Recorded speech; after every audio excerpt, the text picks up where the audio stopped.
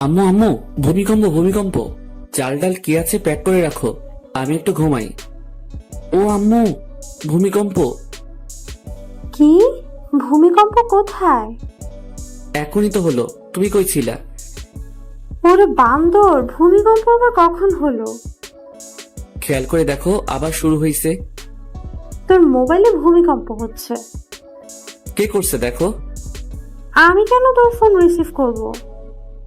এত সাধু সাজতে হবে না, আমি জানি তুমি আমার মোবাইল সবসময় চেক করো। তাহলে আজকে রিসিভ করছো না কেন? ফোন রিসিভ করে কথা বলো, আমি ঘুমাই। সারা জীবন তো ঘুমাইলি, মানুষ তো আর হইলি না। আম্মু, আমি কি মানুষ না? তুই দেখতে মানুষের মতো, কিন্তু মানুষ না। ওকে ওকে, বুঝতে পারছি কেন বাস খাচ্ছি। তুমি যাও, ঘুম থেকে উঠতেছি। হাই, আমি বান্দর থুক্কু। বাবা মার দেয়া নাম আরফিন সুমন, আর সবাই ডাকে Romeo. So I am mister Romeo. আর যার সাথে কথা বলছিলাম উনি আমার আম্মু। সুখের সাগরে ঢেউ খেতে খেতে ঘুমাচ্ছি। হঠাৎ মনে হলো ভূমিকম্প হচ্ছে, কিন্তু না। পরক্ষণে আম্মু আবিষ্কার করলো ভূমিকম্প হচ্ছে না, আমার মোবাইলে সুনামি হচ্ছে। একটু শান্তিতে আলাপ করতে দিবে না আম্মুটা? আম্মুগুলো কেন যে এমন হয়, কিচ্ছু বুঝি না। এই গেল মোবাইল নিয়ে কথা বলতে, আবার কথা বলে চলেও আসছে। এ বান্দর, তাড়াতাড়ি রেডি হয়ে নে। তোর মামার সাথে একটা জায়গায় যাবি, তোর কাজের ব্যবস্থা করে দিব। আম্মু, তুমি কি সত্যি আমার আম্মু? কেন, কি হয়েছে? তুমি যদি আমার আম্মু হতে তাহলে বলতে, বাবা উঠে ফ্রেশ হয়ে নে, একটা জায়গায় যেতে হবে, তাড়াতাড়ি করে নাস্তা করে নে। বান্দর পোলা, বকবক না করে তাড়াতাড়ি রেডি হয়ে নে। উঠতেছি উঠতেছি, যাও তুমি। হুম। নাস্তা শেষ করে মিস্টার কাজল মামার সাথে বের হলাম। দেখি না কি হয়, কি কাজের ব্যবস্থা করলে একটু দেখি। 2 ঘন্টা পর একটা বিশাল বড় বাড়ির সামনে এসে দাঁড়ালাম। বাড়ির চারপাশে বাউন্ডারি করা, গোল্ডেন কালারের রং করা চারপাশে। ওই মিস্টার কাজল মামা, এখানে আমাদের কাজ কি? আমাদের না, শুধু তোর। আবার মানে? আমি কি করব এখানে? কাজ করবি, কিসের কাজ করব বলো? যেটা ঠিক করা হয় কথা বলে সেটা করবি। ঠিক করা মানে? আমি আগে থেকে বলে দিচ্ছি, আমি বাড়ির কেয়ারটেকারের কাজ করতে পারবো না বলে দিলাম। যদি রাজি থাকো তাহলে বাড়ির ভিতরে যাব, না হলে বাড়ির ভিতরে ঢুকবো না। তোর পাগল, চল ভেতরে যাই। আগে বলো তুমি রাজি কিনা। চল, আমি রাজি। আহ, কি সুন্দর বাড়ি। এমন যদি একটা শ্বশুর বাড়ি হতো, তাহলে ঘর জামাই থাকতে আমি 2 পায়ে রাজি। বাড়ির সামনে দক্ষিণ পাশে সেই একটা বাগান, সব ধরনের ফুল আছে। মনে হয় যত ফুল জন্মায় বাংলার মাটিতে সব ফুলের গাছ এই বাড়িতে। বাড়ির ভিতরটা আরো সুন্দর, বাইরে থেকে অতটা বোঝা যায় না। বাড়িটা মাটির উপরে 2 তলা, মাটির নিচে পুরো 3 তলা। আমাদের বাড়ি থেকে 5 মিনিটের পথ, সেখানেও একটা বাড়ি আছে, মাটির নিচে 3 তলা, মাটির উপরে 1 তলা। আরে মাম ও রোমিও, বস তো, আর দেখা লাগবে না। আরে মামু, বাড়িটা তো আগে দেখতে দাও। এত সুন্দর একটা বাড়ি, যদি এমন একটা শ্বশুর বাড়ি হতো। ওই চুপ কর, শ্বশুর বাড়ির চিন্তা করিস না, তাহলে চাকরিটা হবে না। চাকরি না হলে নাই, আমার তাতে কি? আমি তো কাজল, কেমন আছো? জি ভালো আছি, আপনার খবর কি? এই তো ভালো। সাথে কি তোমার ভাগ্নে নাকি? জি, ওর কথাই বলেছিলাম আপনাকে। তা বাবা, কেমন আছো? জি আলহামদুলিল্লাহ ভালো। আপনি কেমন আছেন? এই তো ভালো। তা কি নিয়ে মামার সাথে কথা বলছিলা? দেখেন না আঙ্কেল, আমি শুধু বলছি এমন একটা যদি শ্বশুরবাড়ি হতো আমার, তাহলে ঘর জামাই থাকতাম। আর মামা বলে শ্বশুরবাড়ি চিন্তা করলে চাকরি হবে না। বলেন তো আঙ্কেল, আমি কি ভুল বললাম? কাজল, ও তো কিছু ভুল বলে নাই। হুম, আমার কেউ বোঝে না। কাজের কথায় আসি, কি বলো? আঙ্কেল, আমার একটা কথা আছে। কি কথা? আমি বাড়ির কেয়ারটেকারের কাজ করতে পারবো না। ওই তুই চুপ করবি? আমি তো চুপ করে আছি। রোমিও, বাবা তুমি কি কি কাজ করতে পারো? যেমন? গাড়ি চালাতে পারো? হুম, পারি। বাইক চালাতে? এটা কোনো ব্যাপার? তোমাকে একটা কাজ দিব, করতে পারবে? অবশ্যই পারবো, তবে আর বলতে হবে না, আমি তোমাকে সে কাজ দিব না। তাহলে রাজি। তোমার কাজ হলো আমার মেয়ের বডিগার্ড হয়ে থাকা, সবসময় ওর পাশে থাকতে হবে, ওর যেন কোনো বিপদ না হয় দেখবা। আপনি চিন্তা করবেন না, আমি সব সামনে নিতে পারবো। তাহলে বিকেলে চলে এসো, আর আসার সময় কিছু আনতে হবে না, সবকিছুর ব্যবস্থা আমি করে রাখবো। তাহলে এখন আসি আঙ্কেল, ভালো থাকবেন। বিকালে চলে আসবে কিন্তু। আসি। যাক, বাঁচা গেল। শেষ পর্যন্ত বাড়ির কেয়ারটেকার হতে হলো না, বডিগার্ড হলাম একটা মেয়ের। আমাকে বডিগার্ড হিসেবে পছন্দ না করার মতো কিছু নাই। দানবের মতো চেহারা, হ্যান্ডসাম, দেখতে সুন্দর, আর কি চাই বলেন? তবে পড়ালেখায় বাস, কিচ্ছু পারি না, তাই তো সব ছেড়ে দিয়ে বসে আছি। যাই হোক, মামার কারণে একটা কাজের ব্যবস্থা হলো। রমিও শুন, কাজটা ঠিক মতো করিস। আরে মামা, চিন্তা করো না, मैं हूं না। হিন্দি মারিস না, যেটা বলবে সেটা করবি। করব, কিন্তু উনিকে? অনেক বড় ব্যবসায়ী উনি, বেশিরভাগ সময় দেশের বাইরে থাকে, বলতে পারিস সব ব্যবসা দেশের বাইরে। তো এখানে কে কে থাকে? ওনার একমাত্র মেয়ে, ওনার বউ, ওনার ভাই, ভাইয়ের বউ, ছেলে মেয়েরা থাকে। ও, চলো বাড়িতে যাই। বিকেলে কি তুমি আসবে আমার সাথে? না। ওকে, চলো এবার। দুপুরে খেয়ে দিলাম ঘুম। 5টায় আম্মুর ডাকে ঘুম ভাঙলো। তারপর ফ্রেশ হয়ে 2 ঘন্টা পর আমার কর্মস্থলে পৌঁছালাম। বাড়িতে এসে কলিং বেল বাজাতে দরজা খুলে দিল একটা মহিলা। আসসালামু আলাইকুম আন্টি। ওয়ালাইকুম আসসালাম। তুমি মনে হয় রোমিও। জি আন্টি, আমি রোমিও। এসো বাবা, ভিতরে এসো। তুমি বসো, আমি নাস্তা নিয়ে আসি। আন্টি, নাস্তা লাগবে না। কেন বাবা? এটা তোমার নিজের বাড়ি মনে করে থাকবা। পারবো না। আমার মুখে মুখে কথা বলবা না। আমি তোমার মায়ের মতো, আমি যেটা বলবো সেটা করবা। ঠিক আছে। তুমি বসো, আমি আসছি। এই মা, কলিং বেলটা বাজতেছে। এতক্ষণ বাজলে কি অসুবিধা হতো? আন্টি দরজা খুলতো। এখন আমাকে খুলতে হবে। ধুর, দরজা খুলে দেখি একটা ছেলে দাঁড়িয়ে আছে সামনে। ছেলের চোখে তো কাজল থাকার কথা না। এই মা, কানে দেখছি 2টা পিরামিড বসানো। ও মা, ঠোঁট আবার গোলাপি লিপস্টিক, হাতে মেহেদি, মাথায় কিছু ঢুকছে না। এটা কি মেয়ে নাকি ছেলে সেটাই বুঝতে পারছি না। তাই উপর থেকে নিচে একবার চোখ বুলিয়ে নিয়ে শিওর হলাম এটা একটা শার্ট প্যান্ট পরা রমণী। কাকে চাই? বুঝো ঠেলা, একটা লাগিয়ে দিল ঠাস করে। আজব রমণী। দরজা বন্ধ করে পিছনে ঘুরে দেখি আন্টি হাসছেন। আমিও পড়ে গেলাম লজ্জায়। এখনো যার বডিগার্ড হিসেবে আমাকে নিয়োগ দেওয়া হলো তাকে দেখলাম না, অথচ একটা ঠাস করে খেয়ে ফেলছি। আন্টি, আপনি হাসছেন? আমি এখনো তাহারে দেখতে পেলাম না, যাহার জন্য বডিগার্ডের চাকরি পেলাম। এখন যার হাতে একটা খেয়েছো উনি সে। প্রথম দিনে একটা খেয়ে নিলাম, না জানি পরে কি হবে। ওকে কিন্তু তোমার সামলাতে হবে, পারবে তো? এই রোমিও পারে না এমন কোনো কাজ নেই আন্টি। চলো তোমার রুমটা দেখিয়ে দেই। চলেন। আন্টি, একটা কথা বলবো। বলো বাবা। আমাকে অন্য রুম দিলে হয় না? যেমন? বাড়ির কাজের লোকেরা যে নর্মাল রুমে থাকে তেমন রুমে থাকতে দিলে খুশি হতাম। এখানে থাকলে সমস্যা কি? আন্টি, কুকুরের পেটে যেমন ঘি হজম হয় না, আমার কপালেও এমন রুম সহ্য হবে না, তাই নিচে দিলে ভালো হয়। কিন্তু তোমার আঙ্কেল তো বলে গেছে তোমাকে যেন এই রুমে থাকতে দেয়। আমি আঙ্কেলকে বুঝিয়ে বলবো, আপনি অন্য রুমের ব্যবস্থা করেন। ঠিক আছে, তুমি এসো। গরিবের ছেলে হয়ে এত বড় বাড়িতে কাজ করছি, সেটা অনেক বড় কিছু আমার কাছে। যেই রুমে আমাকে থাকতে দিতে বলছে আঙ্কেল, সেই রুমে আমাদের পুরো পরিবার থাকতে পারবে। এত কিছু সহ্য হবে না। বেশি আরামে থাকতে গেলে পরে সবকিছু হারাম হয়ে যাবে। কথায় কথায় আন্টির থেকে নামটাও জেনে নিলাম, সালমা আক্তার জুলি। আমাকে যার জন্য নিয়োগ করা হয়েছে তার নাম সালমা আক্তার জুলি।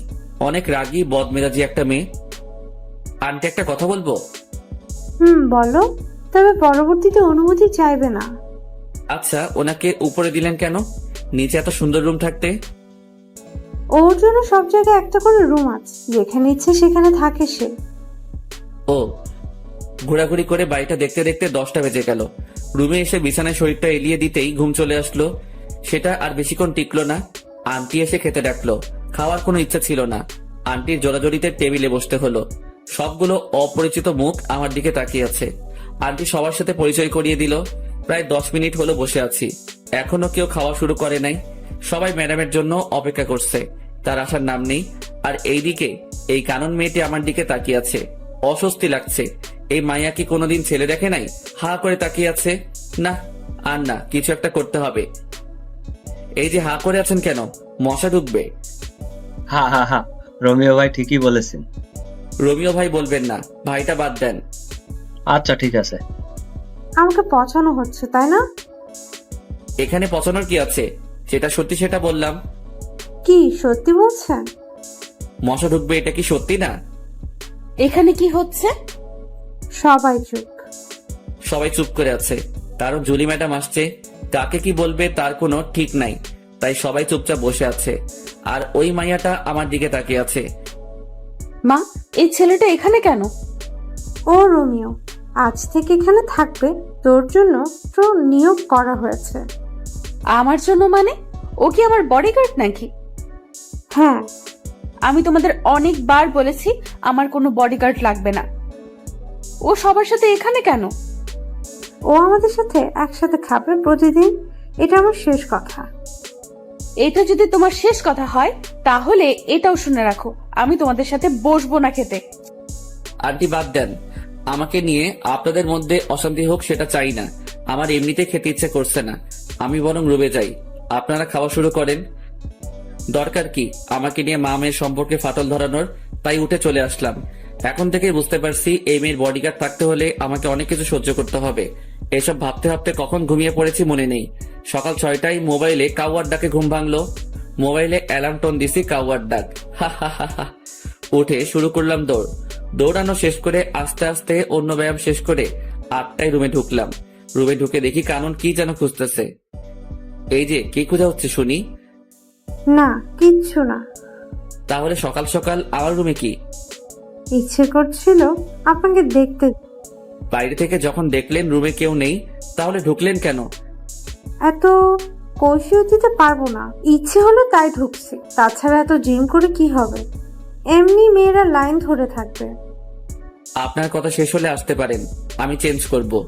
একটু পরে আবার ডিউটি শুরু হবে। চেঞ্জ করেন, কে বারণ করছে? আপনার সামনে করব নাকি? করলে ক্ষতি কি? বের হতে বলছি, বের হন। না, আমার সামনে চেঞ্জ করতেই হবে। কি বিয়াদব মেয়েরে মাইরি! কি হলো? চেঞ্জ করেন। আন্টি, কাউকে ডাকতে হবে না, যাচ্ছি আমি, পরে আবার আসবো। এই বলে দৌড়ে চলে গেল। দেখলেন তো পাঠকগণ, কি লুইচ্ছা বেয়াদব ফাজিল মাইয়া। ফ্রেশ হয়ে নাস্তা করে দাঁড়িয়ে আছি জুলি ম্যাডামকে নিয়ে। ভার্সিটিতে যেতে হবে, অনার্স প্রথম বর্ষে পড়ছে। ওনার সামনে আমি হাঁটছি, বাইরে গাড়ি রেডি করা আছে। গিয়ে দরজা খুলে দিলাম, ভিতরে ঢুকে বসে পড়লো। আমি আল্লাহর নাম নিয়ে গাড়ি চালানো শুরু করলাম। 35 মিনিট পর গাড়ি নিয়ে ভার্সিটির গেটে পৌঁছালাম। ম্যাডাম, গাড়ি কি ভিতরে নিয়ে যাব? তুই জানিস না। ম্যাডাম, আমাকে তো কিছু বলা হয়নি তাই। চুপ, তুই আমাকে কোনো প্রশ্ন করবি না, শুধুমাত্র উত্তর দিবি, না হলে তোরে বিদায় করে দেব। শালার অহংকার, এত অহংকার কি করে জন্ম নিল? সামান্য একটা কথা তো জানতে চাইছি, আর কিছু তো আর না, তার জন্য এমন করতে হবে নাকি? গাড়িটা ভিতরে ঢুকিয়ে একটা ছায়াময় গাছের নিচে রাখলাম। ম্যাডাম নেমে কয়েকটা মেয়ের সাথে ক্লাসে চলে গেল। আমি এখনো ভিতরে বসে আছি, একবারও নামতে হয়নি। কালকে পর্যন্ত ম্যাডামের অন্য একটা বডিগার্ড ছিল, আজ থেকে আমি হলাম। ও কেন চলে গেল জানি না। বসে বসে এসব ভাবছি, তখনই দেখলাম ম্যাডামের সাথে মেয়েগুলো সহ ম্যাডাম আসছে। একটু সামনে আসতে কয়েকটা ছেলে গিয়ে পথ আগলে দাঁড়ালো। ম্যাডামকে দেখছি ভয় ভয় চোখে চারিদিকে তাকাচ্ছে। তখন মনে হলো, আরে আমাকে তো ওনার জন্য নিয়োগ দেওয়া হলো। তাড়াতাড়ি করে হাতে হকি স্টিকটা নিয়ে গাড়ি থেকে নেমে দিলাম দৌড়। আমাকে দেখা মাত্র ম্যাডাম ভয়ের তো চেহারা চেঞ্জ হয়ে গেল, আর ছেলেগুলো তো ভার্সিটির গেটের দিকে দৌড় দিছে। ম্যাডাম, আপনি ঠিক আছেন তো? তোরে কি গাড়িতে বসে থাকার জন্য আমার বডিগার্ড করা হয়েছে? Sorry madam. ম্যাডাম ওনার বান্ধবীদের সাথে হাঁটছে। আমি এসে গাড়ির উপরে বসলাম আর ম্যাডামের দিকে লক্ষ্য রাখছি। মেয়েদের থেকে দূরে থাকতে বেশি ভালো লাগে। এখন তো পুরো একটা মেয়ের বডিগার্ড হয়ে গেলাম। তার সাথে সাথে হেঁটে তাকে গার্ড দেওয়ার থেকে এখান থেকে বসে দিচ্ছি। যত মেয়ে ঢুকছে গেট দিয়ে সবাই আমার দিকে তাকিয়ে আছে। আর কয়েকটা মেয়ে যে গাছটার নিচে গাড়ি দাঁড় করানো তার থেকে একটু দূরে বসে কি যেন বলছে আর তাকিয়ে আছে। এই মায়াগুলো কি কখনো ছেলে দেখে নাই? এমন ভাবে তাকিয়ে আছে মনে হচ্ছে কোনো এলিয়েন বসে আছি তাহাদের সামনে। ম্যাডামের অবস্থান দেখে নিলাম একবার। আমার দিকে সিংহের মতো, থুক্কু সিংহের মতো তাকিয়ে আছে। বুঝতে পারছি আজকে আমার খবর আছে। বাম পাশে তাকাতে দেখি 4টা চোখ আমার দিকে তাকিয়ে তাকিয়ে সামনে যাচ্ছে। মানে চশমা পরা একটা মেয়ে যাচ্ছে আমার দিকে তাকিয়ে থাকতে থাকতে।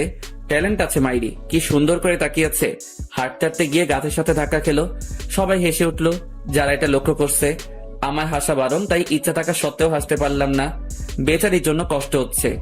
সবার সামনে পড়ে গেল, তাও আমাকে দেখতে দেখতে। প্রথম দিন শেষ হলো আরো নানা ধরনের কাহিনীর মাধ্যমে। বাড়িতে এসে ফ্রেশ হয়ে খেয়ে দিলাম একটা ঘুম। 6টায় উঠলাম ঘুম থেকে। আন্টি ডাক দিল ওনাদের সাথে আড্ডা দিতে। কেমন কাটলো প্রথম দিন? আর বলবেন না আন্টি, একটু হাসতে পারি নাই। কেন হাসতে পারেন নাই? বডিগার্ড তো তাই। কাহিনী কি সেটা বলেন। পুরো কাহিনীটা বললাম। সবাই হাসতে হাসতে শেষ। আন্টি আঙ্কেল কোথায়? উনি তো বিকালের ফ্লাইটে চলে গেছে। কেন? আন্টি আমাকে যদি কাজগুলো ভালোভাবে বুঝিয়ে দিতেন তাহলে ভালো হতো। কিছু বলে দিতে হবে না, তুমি সব সময় ওর পাশাপাশি থাকবে। ও যেখানে যাবে সেখানে যাবে। ও বারণ করার পরও তোমাকে তোমার দায়িত্ব পালন করতে হবে। আমার দায়িত্ব আমি যথাযথভাবে পালন করব। আমার মেয়েটার যেন কোনো ক্ষতি না হয়, তবে নিজের দিকেও খেয়াল রেখো। দোয়া করবেন আন্টি। কিছুক্ষণ আড্ডা দিয়ে বাইরে বের হলাম। নতুন এলাকা একটু রাতে ঘুরে দেখতে প্রায় 10টা বাজলো। বাড়িতে এসে কলিং বেল বাজানোর সাথে সাথে দরজা খুলে দিল কানন। কি মশাই, কোথায় ছিলেন? আপনাকে বলবো কেন? রমিও বাবা কি হলো, ভেতরে আসো। জি আন্টি আসছি। ফ্রেশ হয়ে খেতে বসলাম। ম্যাডাম আসছে না। আন্টির কাছে জানতে চাইলে আন্টি বলে ওনার জন্য খাবার পাঠিয়ে দেওয়া হয়েছে। খাওয়া শেষ করে ঘুম দিলাম। পরের দিন ঘুম থেকে উঠে প্রতিদিনের কাজগুলো শেষ করে নাস্তা করে বসে আছি। ম্যাডাম আসলে ভার্সিটির দিকে রওনা দিব। এই তো ম্যাডাম আসছে। গাড়ির দরজা খুলে দিলাম। ম্যাডাম ঢুকলো, সাথে আসছে কানন। দরজা বন্ধ করেন কেন? আমি যাব। আপনি কোথায় যাবেন? আরে আমরা সেম ইয়ার। ও, দরজা খুলে দেন। আপনি নিজে খুলে ঢুকেন। জুলিকে বলবো নাকি? খুলে দিচ্ছি তো। শালার কপাল, কেন যে বডিগার্ডের চাকরি করছে আল্লাহ জানে। কখন যে ভার্সিটিতে এসে পড়ছি মনে করতে পারছি না। ম্যাডাম আর কানন নেমে চলে গেল। আজকেও দেখছি ছেলেগুলো পথ আগলে দাঁড়ালো। আজ এদের খবর আছে। স্টিকটা হাতে নিয়ে এগিয়ে গেলাম আর সব কয়টাকে ইচ্ছে মতো পিটালাম। তারপর একটা গাড়ি এসে ওদেরকে নিয়ে গেল। ম্যাডাম আর কানন আর কালকের মেয়েগুলো সবাই ক্লাসে চলে যায় আর আমি প্রিন্সিপালের রুমের দিকে পা বাড়ালাম। 30 মিনিট কথা বলার পর স্যার রাজি হলো। কথা বলছিলাম ম্যাডামের জন্য। ওনার বডিগার্ড হলাম মাত্র 2 দিন হলো। এর মধ্যে 2বার বিপদের মুখে পড়লো, তাই আর কোনো রিস্ক নিতে চাইলাম না। স্যারের সাথে কথা বলে অন্য সব স্যার ম্যাডামের সাথে আলোচনা করে সিদ্ধান্ত হলো যে ম্যাডামের সাথে ক্লাসে আমিও থাকবো। পরদিন ম্যাডাম আর কানন ক্লাসে যাওয়ার পর আমি গাড়িটা একটা গাছের নিচে রেখে ক্লাসরুমে প্রবেশ করলাম। সবাই তাকিয়ে আছে। আমার জন্য একটা চেয়ার রাখা আছে, ওটাতে গিয়ে বসলাম। সবাই পিছনে তাকিয়ে আছে। নিজেকে একটা এলিয়েন মনে হচ্ছে। ম্যাডাম রাগী দৃষ্টিতে তাকিয়ে আছে। স্যারকে আসতে দেখে একটু শান্তি পেলাম। পিছনে তাকিয়ে আছো কেন সবাই? ও জুলি আর কাননের বডিগার্ড, কোনো এলিয়ান না। আহ, স্যার আমার মুখের কথাটি বলে দিল। সবাই ক্লাস করছে। আমি সবাইকে তাকিয়ে তাকিয়ে দেখছি। দেখি কানন আমার দিকে বারবার তাকাচ্ছে। স্যার কি বলল? দুজনের বডিগার্ড নিয়োগ করা হয়েছে নাকি আমাকে? আজকে গিয়ে আন্টির কাছে জানতে চাইবো কার বডিগার্ড আমি। কাননের থেকে 2জন পরে দেখি ফুলটসি। না, এটা তো ফুলটসি না, 4 চোখ। এমা, কালকের ওই মেয়েটি যে গাছের সাথে ধাক্কা খেয়ে পড়ে গেল, তাকিয়ে আছে দেখো। চোখ দুটো যেন সরছেই না। শালার কপাল, এভাবে যদি প্রতিদিন চলতে থাকে তাহলে আমারে কোন দিন কোন মাইয়া নিয়ে পালিয়ে যাবে তার কোনো ঠিক নাই। আজ থেকে কারো দিকে তাকাবো না। প্রথম ঘন্টা শেষ হতেই কানন লাফিয়ে লাফিয়ে আমার কাছে আসলো, সাথে আরো 4-5টা। এদের কারণে ম্যাডামকে দেখতে পারছি না। আপনি না খুব ভালো একটা কাজ করছেন, রুমে এসে পাহারা দিচ্ছেন। আমাকে যে দায়িত্ব দেওয়া হয়েছে সেটা তো পালন করতেই হবে। আমার জন্য একটা সুবিধা হলো সবসময় আপনাকে দেখতে পারবো। স্যার, ওর নাম ধরে ডাক দেওয়াতে বুঝতে পারলাম ওর নাম মীরা। ওই, এটা আমার জিনিস, নজর দিবি না।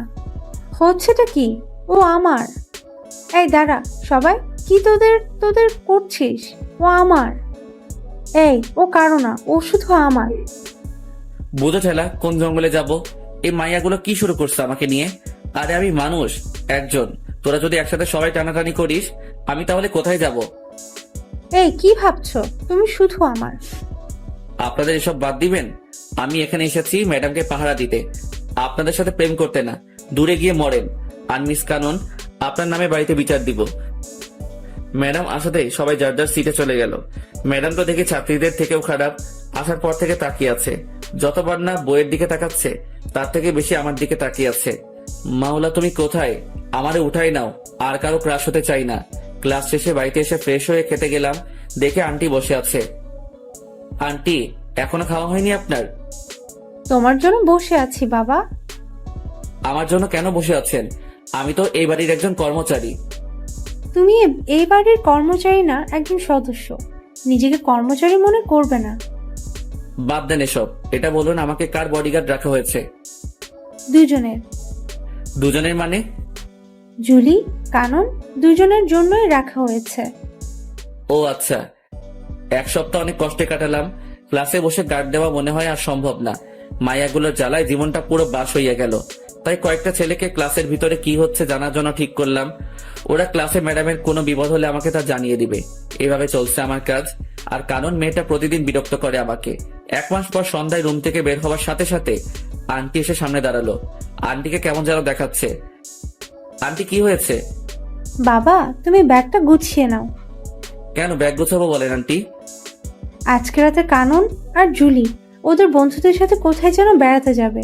কয়েকটা দিন ওখানে থাকবে, তাই তোমাকে ওদের সাথে যেতে হবে। অনেকবার বারণ করছি, কেউ শুনতে চায় না। ওরা যাবেই যাবে। জানি না কোথায় কি বিপদ লুকিয়ে আছে, তাই তোমাকে ওদের সাথে যেতে হবে। আমি আছি তো আন্টি, আপনি টেনশন করবেন না। আমি ওনাদেরকে দেখে রাখবো। তাহলে তুমি রেডি হয়ে নাও। অনেকদিন হলো কোথাও যাই না, একটু ঘুরে আসাও যাবে। ম্যাডাম আর কানুনকে নিয়ে রওনা দিলাম। বাড়ির বাইরে বাস এসে দাঁড়িয়ে আছে। আমাকে দেখা মাত্র মাইয়াগুলো রোমিও যাবে আমাদের সাথে বলে চিৎকার দিয়ে উঠলো। বাসে 3টা ছেলে আছে আর সবগুলো মেয়ে। ছেলেগুলোর সাথে গিয়ে বসলাম। কিছুক্ষণ গল্প করে ঘুমিয়ে পড়লাম। পুরো বাসে সবাই ঘুমাচ্ছে। সকালে চোখ করে দেখি অপরূপ এক দৃশ্য। অসাধারণ একটা জায়গায় এসে পড়ছি। সকালে সূর্যের আলো মুখে এসে পড়ছে। এখনো কেউ উঠে নাই, সবাই ঘুমাচ্ছে। অসাধারণ দৃশ্যটা দেখে আর বাসে বসে থাকতে পারলাম না, তাই দরজা খুলে নিচে নেমে পড়লাম। জায়গাটা অনেক সুন্দর। চারপাশটা ঘুরে ঘুরে দেখলাম। ঘুরতে ঘুরতে যখন লেকের পাড়ে এসে বসেছি তখনই মনে পড়লো এটা তো মহামায়া লেক। আমাদের বাড়ি থেকে 1 ঘন্টা লাগে গাড়ি নিয়ে আসতে। একটা বোট ভাড়া করে ঝর্ণা দেখতে গেলাম লেকের পূর্ব পাড়ে। প্রায় 3 ঘন্টা বোর্ডে করে ঝর্ণায় পৌঁছালাম। তার সিঁড়ি বেয়ে উপরে উঠলাম। তারপর সেখান থেকে লাফ দিলাম লেকের পানিতে। কিছুক্ষণ সাঁতার কেটে আবার বোর্ডে উঠলাম। 11:30 আগের জায়গায় দাঁড়ালো। আমি নেমে ওর ভাড়া দিয়ে বাসের দিকে রওনা দিলাম। সবাই বাইরে বসে আছে বাসের সামনে। ছেলে 3টা বাসের উপরে। আমি আস্তে আস্তে এগুচ্ছি আর ম্যাডাম আমাকে দেখে রাগী চোখে তাকিয়ে আছে। আর সবাই এসে আমাকে ঘিরে ধরলো। এই, তুই কোথায় গেছিলি? এখন কয়টা বাজে খবর আছে? ম্যাডাম, এটা আমার এলাকার মধ্যেই পড়ে। আমি এখানে আগে আরো এসেছি, তাই একটু ঘুরতে গিয়েছিলাম। কোথায় গিয়েছিলি যে ভিজে আসছিস? ঝর্ণায় গিয়েছি, লেগে সাঁতার কাটছি। ঝর্ণাও আছে এখানে? অসাধারণ একটা জায়গা ম্যাডাম এটা। সারাদিন অনেক ঘোরাঘুরি করলাম। সবাই অনেক আনন্দ করলো।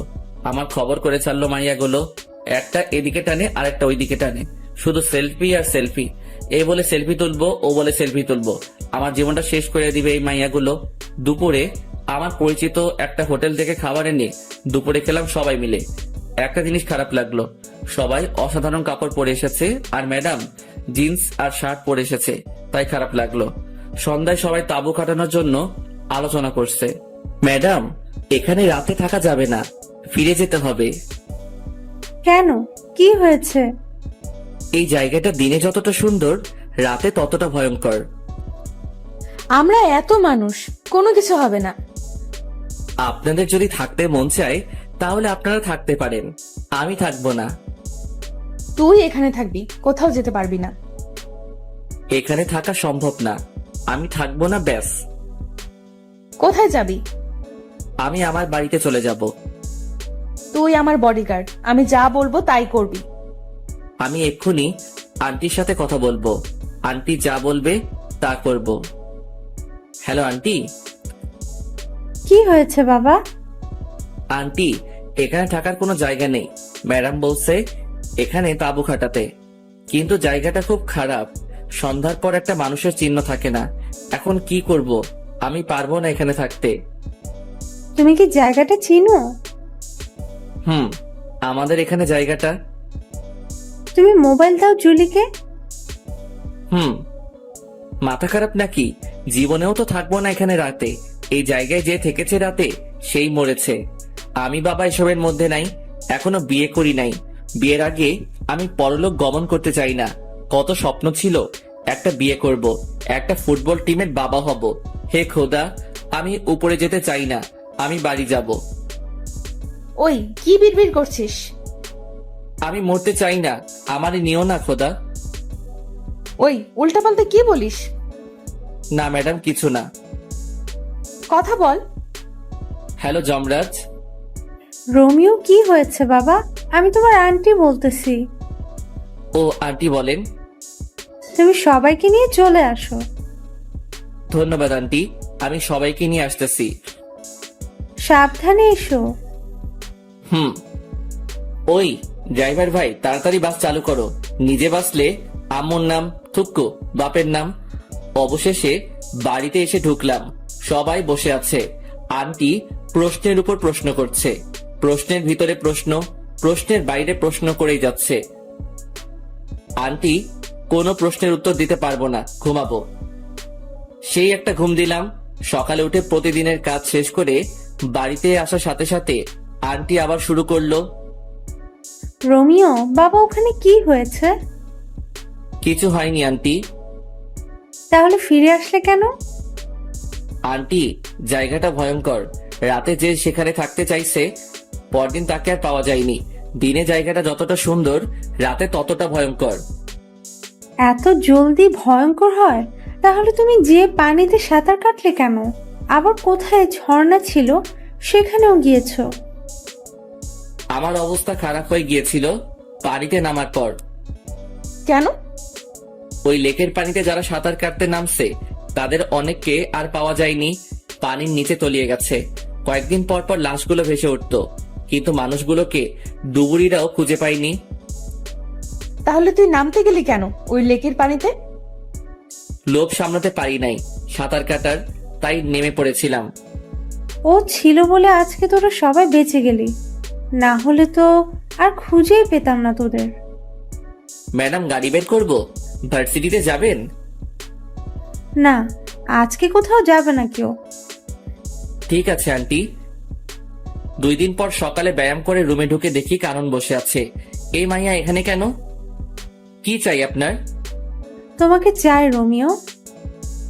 আমি আমার কারো হতে পারবো না। তোমাকেই যে আমার হতে হবে। মাথা খারাপ করবেন না, জানতো। রিলেশন শুরু হওয়ার আগে জান বলে ডাকছো? এত বেশি বুঝেন কেন? আপনাকে যেতে বলছি এখান থেকে। আমি যাব না। কি করবা? বাইরে যাবেন নাকি আপনার আম্মুকে ডাকবো? ডাকো। আপনার আম্মুকে কি বলে ডাকবো বলেন তো? আমি তো জানি না। জানো না কেন? বিয়ে করি নাই তো, তাই সম্পর্কের প্যাচগুলো বুঝি না। বিয়ে করে ফেলো। বিয়ের কথা পরে আসবে, আগে বলেন আপনার আম্মুকে কি বলে ডাকবো? শাশুড়ি মা বলে ডাকবে। তাহলে ডাকি। হুম। শাশুড়ি মা। আরে আরে, কি করো? আন্টি বলে ডাকবা। এবার বাইরে যান, আমি ফ্রেশ হব। ভার্সিটি যাবেন না? যাবো তো। তাহলে গিয়ে রেডি হয়ে নিন, আমিও রেডি হয়ে নেই। আমি এখানে থাকবো। আরে, আপনি যাবেন নাকি আন্টিকে ডাকবো? ডাকো, দেখি পারো কিনা। আন্টি। কেউ সাড়া দেয় নাই তো। না। দিবেও না। কেন? সবাই তো উপরে। কি হয়েছে রোমিও? আন্টি ওনাকে নিয়ে যান, আমাকে রেডি হতে দিচ্ছে না। সব সময় এমন করে। ওনার নির্যাতন সহ্য করতে পারছি না। ওই কানন, বের হও বলছি। দেখে নিব তোমারে। আন্টি, উনি যদি আবার কোনো ফাইজলামি করে তাহলে কিন্তু আমি ওনার বডিগার্ড থাকতে পারবো না।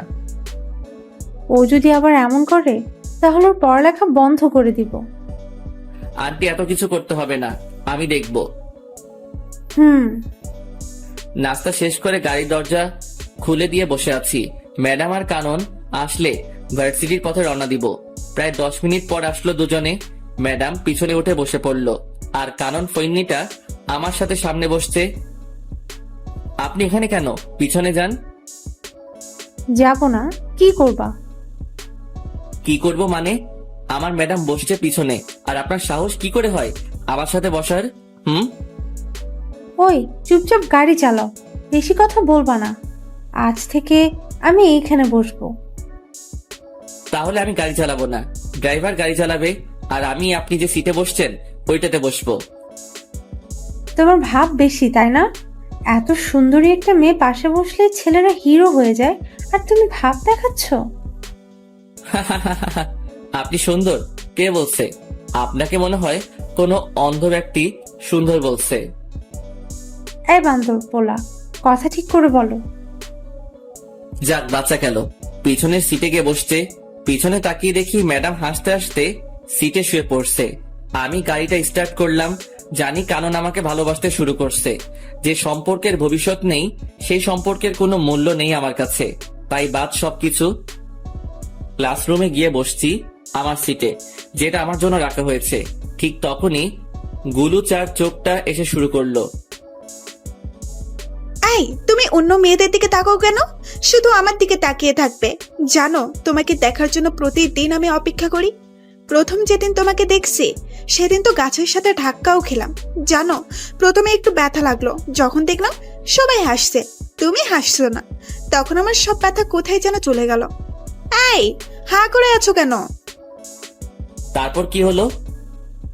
তারপর আর কিছু নাই। তুমি শুধু আমার। তোমার জন্য আমি সারা জীবন অপেক্ষা করতে পারবো রোমিও। আমিও অপেক্ষা করতে পারবো, শুধু তুই না। আমি তোমার জন্য মরতেও রাজি রোমিও। শালার কপাল, এই মাইয়াগুলো আমারে জ্বালিয়ে মারবে দেখছি। দুই একজনের নাম জানি, আর কারো নামটাও জানি না। সবাই প্রপোজ করতেছে, শুধু ম্যাডাম ছাড়া। ওই সবাই দূরে গিয়ে মর। ও আমার বডিগার্ড। বডিগার্ড মানে বুঝিস তো, ও আমার পুরো বডি সুরক্ষিত রাখবে, তাই ও শুধুই আমার। শুরু হলো আমারে নিয়ে টানাটানি। কোথায় যাব আমি? ইয়া মাবুদ, এই মাইয়াগুলোর বিয়ে হয় না কেন? কানা বোবা যে কারোর সাথে ওদের বিয়ে দিয়ে দাও, তবুও আমার মুক্তি দাও খোদা। এই ভাই, আপনাদের ক্লাসের মাইয়াগুলো এত লুইচ্ছা কেন? সবাই একটা ছেলের পিছনে পড়ে আছে, কিছু বলতে পারছেন না আপনারা? আমি চলে যাচ্ছি, আপনারা সামলান এদেরকে। বাপরে বাপ, অসহ্য। ক্লাস থেকে বের হয়ে গাড়িতে বসলাম, এটা সেটা করে সময় কাটিয়ে দিলাম। ক্লাস শেষে বাড়িতে আসলাম, আঙ্কেল এসেছে। যাক, একটু বসে কথা বলা যাবে। কেমন আছো রোমিও? জি স্যার, ভালো। স্যার বলবা না, আঙ্কেল বলবা। আমি আপনার এখানে কাজ করি, আপনি আমার স্যার। তুমি আমার ছেলের মতো, তুমি আঙ্কেল বলে ডাকবে। আচ্ছা ঠিক আছে, আপনি কেমন আছেন বলেন? এই তো আলহামদুলিল্লাহ। তোমার সময় কেমন কাটছে? প্যারাময় জীবন কাটাচ্ছি। কিছু বললা? না আঙ্কেল, কিছু বলি নাই। যাও ফ্রেশ হয়ে এসো, একসাথে খাবো।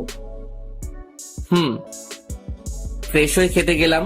সবাই বসে আছে, একটা চেয়ার খালি আছে, তাও ম্যাডামের পাশে। না, ওটাতে বসা যাবে না, এমনিতেই রেগে আছে আমাকে এখানে দেখে। আবার যদি পাশে বসি তাহলে তো খবর আছে। রোমিও দাঁড়িয়ে আছো কেন? বসো। আরে রোমিও ভাই বসো, আমরা সবাই বসে আছি তো। না, আমি এখানে ঠিক আছি। রোমিও বসবে কি করে? জুলি তো একটাই বসছে, আরেকটাতে পা দিয়ে আছে। আন্টি, আমি এখানে ঠিক আছি তো? না, কিছু ঠিক নেই, তুমি এখানে বসবে।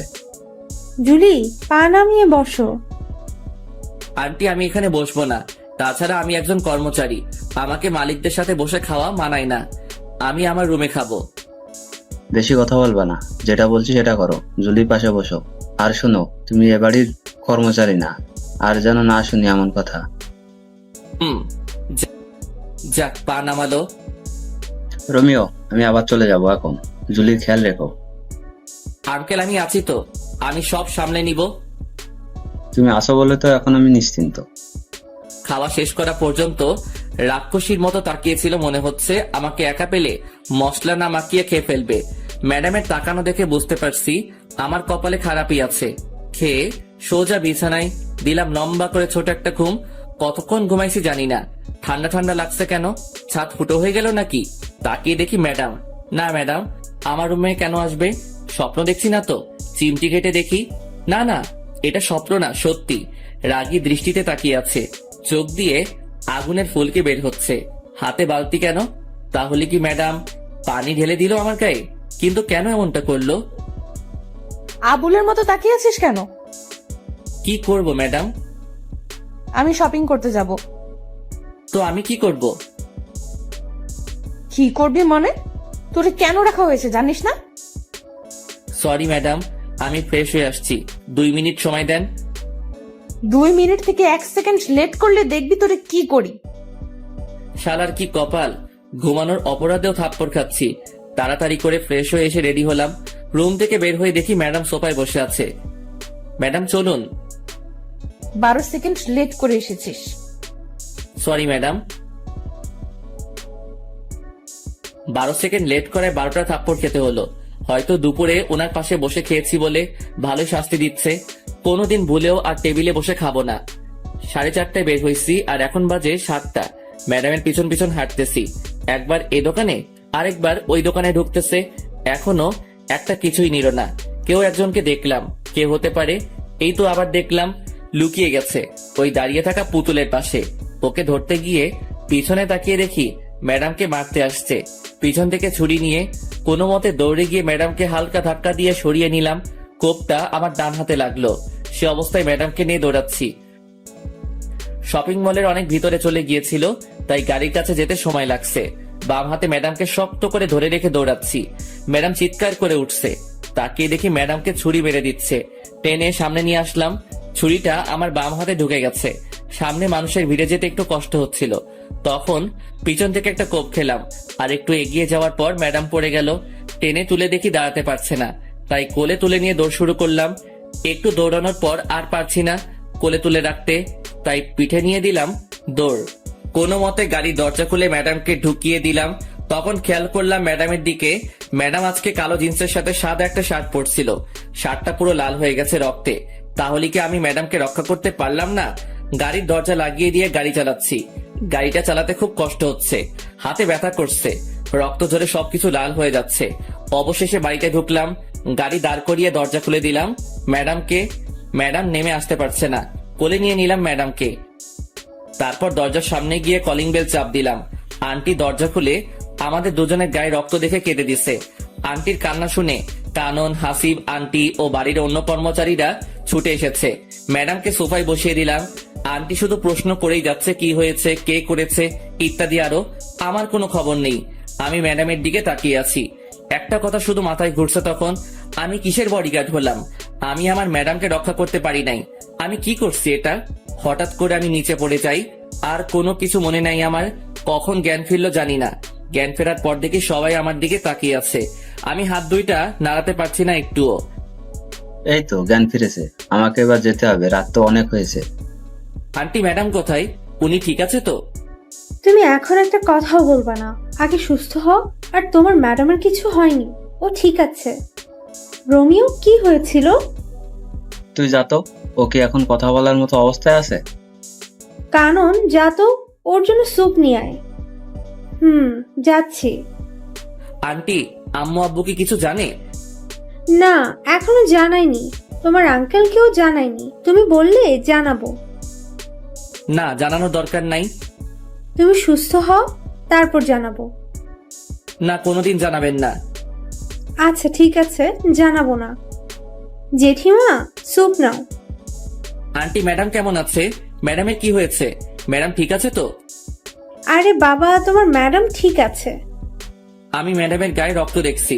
বলেন ম্যাডামের কি হয়েছে? কিছু হয়নি তো, পায়ে একটু ব্যথা পেয়েছিল। আর এতক্ষণ তো এখানে ছিল জুলি। তোমার জ্ঞান ফেরার আগে ঘুমাতে গেল। এবার স্যুপটা খেয়ে নাও। আমি স্যুপ তো খাই না আন্টি। না খেলে তোমাকে ওষুধ খাওয়াবো কি করে? ওষুধ খাবো না। খাবে না মানে কি? তোমাকে খেতে হবে। আমি স্যুপ খাই না। খাও না তো কি হয়েছে, এখন থেকে খেতে হবে। তাহলে ওকে খাওয়াবো কি করে? জেঠিমা, ও একপাশে মুখ করে শুয়ে আছে, মাথাটা হালকা উঁচু করে খাইয়ে দাও। ঠিক আছে। আমি কিন্তু খাবো না আন্টি। চুপ, বেশি কথা বলবা না। আন্টি ওষুধ খাইয়ে চলে গেল। আমি এক পাশে মুখ করে শুয়ে আছি, ভালো করে ঘুমাতেও পারছি না। চিত হয়ে শুতে গেলে পিঠের সেলাই খুলে যেতে পারে। কখন ঘুমিয়ে পড়ছি নিজেও জানি না। সকাল সকাল হালকা ব্যথা লাগছে, মনে হচ্ছে কে যেন আমাকে হালকা ধাক্কা দিয়ে এক পাশে করছে, কিন্তু কে করছে সেটাই দেখতে পাচ্ছি না। 9টার দিকে ঘুম ভাঙলো, কানন এসে শুরু করলো বকবক। এই মাইয়ার জন্য শান্তি কোনোদিনও হবে না। একজন মানুষ কিভাবে এত বকবক করতে পারে। ব্রাশ করিয়ে দিয়ে কানন চলে গেল। এখনো ম্যাডামকে একবারও দেখতে পাইনি। ম্যাডামকে একবার দেখলে শান্তি লাগতো। নিজের চোখে যতক্ষণ না দেখবো ম্যাডাম সুস্থ আছে, ততক্ষণ শান্তি পাবো না। রোমিও কেমন আছো? এই তো একটু ভালো আছে। ব্যথা করছে সেলাইতে? ব্যথা তো করছে। তা তো করবে, 3টে কোক খেয়েছো। আচ্ছা কি হয়েছিল বলো তো? ম্যাডাম বলল শপিং করতে যাবে, তাই নিয়ে গেলাম। দোকানগুলো ঘুরে ঘুরে দেখছিল, কিন্তু হঠাৎ করে হামলা করলো। অনেক কষ্টে পালিয়ে আসছি।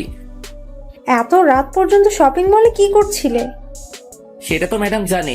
ম্যাডাম কিছু নিচ্ছে না, শুধু ঘুরছে। একটা দোকানে গিয়ে যখন বসছে তখনই হামলা হলো।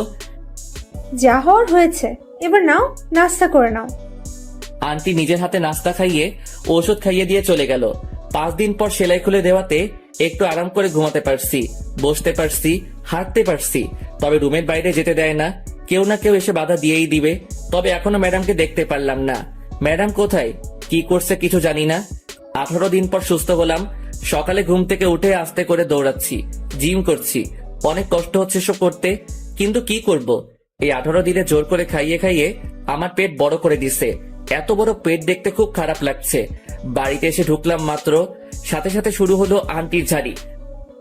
রোমিও, তুমি অসুস্থ শরীর নিয়ে কোথায় গিয়েছিলে?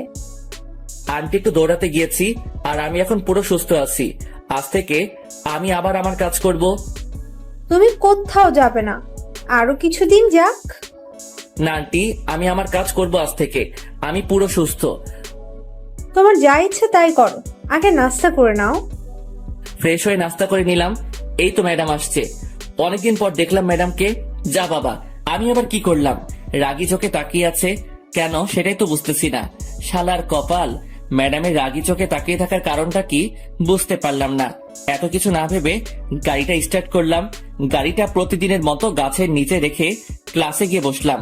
অনেকদিন পর আসাতে মাইয়াগুলো শুধু প্রশ্নের উপর প্রশ্ন করে যাচ্ছে।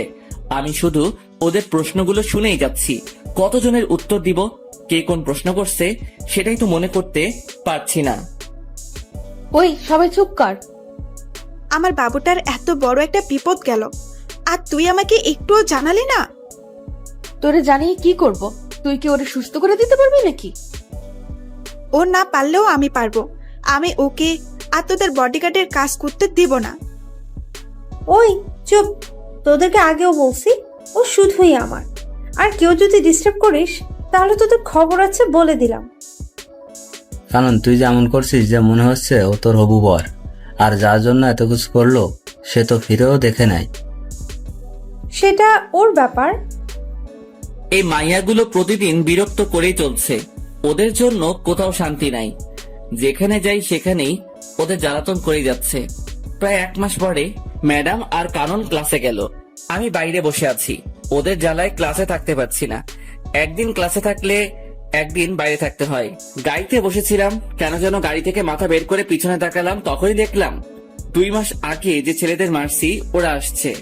ওদের সাথে আরো অনেকে আসছে। গাড়িটা জোরে চালিয়ে সিঁড়ির সামনে নিয়ে গেলাম। দরজা খুলে রেখে তাড়াতাড়ি দৌড়ে একতলায় ম্যাডামদের রুমে গেলাম।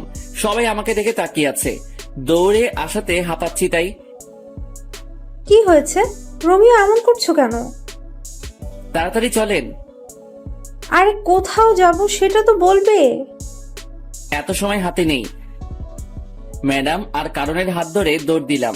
ওদেরকে উপরে আসতে দেখে অন্যদিকে গিয়ে অন্য সিঁড়ি দিয়ে নেমে পড়লাম। তারপর গাড়িটা চালানো শুরু করলাম। ওরাও গাড়ি নিয়ে তাড়া করলো, কিন্তু ধরতে পারে নাই। তাই এবার আর কোনো বিপদ হলো না। ওরার উপর কেন এত হামলা হচ্ছে সেটাই বুঝতে পারছি না। কি চাই ওরা, কিছুই তো বুঝলাম না। বাড়িতে এসে দেখি আঙ্কেল এসেছে। আসসালামু আলাইকুম আঙ্কেল। ওয়ালাইকুম আসসালাম। বাবা কেমন আছে? এই তো আঙ্কেল, আপনাদের দোয়ায় ভালো আছি। আপনি কেমন আছেন? আমিও ভালো আছি। তা তোমার কাজ কাম কেমন চলছে? জি ভালো।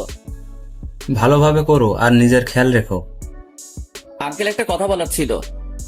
কি বলবা বলো। না আঙ্কেল কিছু না। কে হামলা করে ম্যাডামের উপর সেটা জানতে চাইছিলাম। এটা জানতে চেয়ে যদি পরে কিছুদিন আগে ঘটে যাওয়া বিষয়টা যদি সামনে চলে আসে, থাক বাবা, কেঁচো খুঁজতে গিয়ে সাপ বের করার কোনো ইচ্ছে নেই। রোমিও কি ভাবছো? কিছু না আঙ্কেল। তোমার দুই হাতে কাটার দাগ কেন? আগে তো কোনোদিন দেখি নাই। আঙ্কেল তেমন কিছু না, পড়ে গিয়ে কেটে গেছে। তুমি কি আমাকে বোকা পাইছো? আমি দেখেছি অনেকটা কেটেছে। এটা পড়ে গিয়ে হয়নি। কি হয়েছে বলো তো। আঙ্কেল কিছু না, ফ্রেশ হয়ে আসি আমি। সত্যি করে বলো কি হয়েছে। আমি বলছি কি হয়েছে। Aunty please. রোমিও চুপ করো, আমাকে আজকে বলতে হবে। আন্টি। কোনো কথা বলবা না রোমিও, আমাকে বলতে দাও। আর আজকেও যে হামলা করতে চেয়েছিল, রোমিওর জন্য পারে নাই। ও দুজনকে নিয়ে পালিয়ে আসছে। আন্টি সবটাই যখন বলে দিলেন তাহলে এটা বলেন এসবের পিছনে কে আছে? বাবা, আমাদের চারিদিকে অনেক শত্রু, ওরা এসব করেছে। আঙ্কেল আমি ফ্রেশ হয়ে আসি। যাও, আমি অপেক্ষা করছি। আঙ্কেল আপনারা খেয়ে নিন, আমি খাবো না। কেন বাবা? আমার খেতে ইচ্ছে করছে না, আমি ঘুমাবো একটু। আপনারা খেয়ে নিন। কি আর করা, তবে রাতে একসাথে খাবো। সেটা তখন দেখা যাবে। রুমে এসে ফ্রেশ হয়ে দিলাম সেই একটা ঘুম। 6টার সময় ঘুম থেকে উঠে ফ্রেশ হয়ে একটু ঘোরাঘুরি করে বাসায় আসলাম। রোমিও এখানে এসো, একটু আড্ডা দিব। আঙ্কেল আমি এখানে ঠিক আছি তো। আরে এসো তো। বসো, একটা কথা বলছি শোনো। আমি জুলির বিয়ে দিয়ে দেবো। আঙ্কেল এটা কি বলেন? ম্যাডামের তো এখনো পড়ালেখা শেষ হয়নি, এখন বিয়ে দিয়ে দিলে ওনার ক্যারিয়ারের কি হবে? ক্যারিয়ার পরে, আগে আমি আমার মেয়ের জন্য সুরক্ষা চাই। আমি আমার এক বন্ধুর ছেলের সাথে ওর বিয়ে ঠিক করেছি। ও আমেরিকাতে থাকে। বিয়ের পর জুলিকে নিয়ে যাবে আমেরিকায়। ওখানে আমার মেয়ে সুরক্ষিত থাকবে। ওরা কি জুলিকে বিয়ের পরে পড়াবে? সেটা ওদের ব্যাপার। আমি এই মাসের মধ্যেই বিয়ে দিয়ে দেবো জুলির। তুমি যা ভালো বুঝবে তাই করো। যাক বাবা, আমাকে আর বডিগার্ডের চাকরি করতে হবে না। ম্যাডামের বিয়ে হয়ে গেলে বাড়িতে গিয়ে নাকে তেল দিয়ে ঘুমাবো। রোমিও আসবো? এসে তো পড়েছেন, আবার আসবো বলার দরকার কি?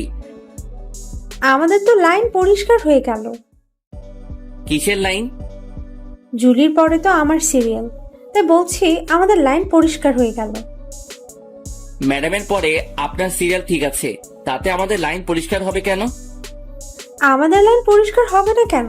আমি তো তোমাকে ছাড়া অন্য কাউকে বিয়ে করব না। কি? শোনো নাই, আবার বলছি, আমি তোমাকে বিয়ে করব। জীবনেও না। কেন করব না? আমার কোন দিক দিয়ে কমতি আছে? আমি আপনাকে কেন বিয়ে করতে যাব? তাছাড়া আপনার মতো পেতনিকে বিয়ে করে কথা তো ভাবতেও পারি না। ওই রোমিও, আমি পেতনি? না, পেতনি রানী। তোরে আমি দেখে নিব রোমিও। ভাগেন তো। দাঁড়া, তোর খবর আছে। এটার খবর? কোন চ্যানেল? সংবাদ পড়বে কে? রিপোর্টার কে? ক্যামেরাম্যান কে? বিরক্তিকর ছেলে একটা। রাগে হন হন করে চলে গেল কানন। একটু লজ্জাও নাই মাইয়ার, এসে বিয়ের প্রস্তাব দিচ্ছে। আমি জীবনেও তো এই মাইয়ারে বিয়ে করব না। আমি গরিবের সন্তান, গরিবের কোনো মেয়েকে বিয়ে করব সেটাই ভালো আমার জন্য। আমি বাবা এসব বড় লোকের মেয়ের পিছনে নেই, এমনিতে বিন্দাস আছি। রাতে আঙ্কেল এসে ডেকে গেল খেতে, ইচ্ছে না থাকা সত্ত্বেও যেতে হলো। গিয়ে দেখি সবাই আমার জন্য বসে আছে, ম্যাডামকেও দেখতেছি।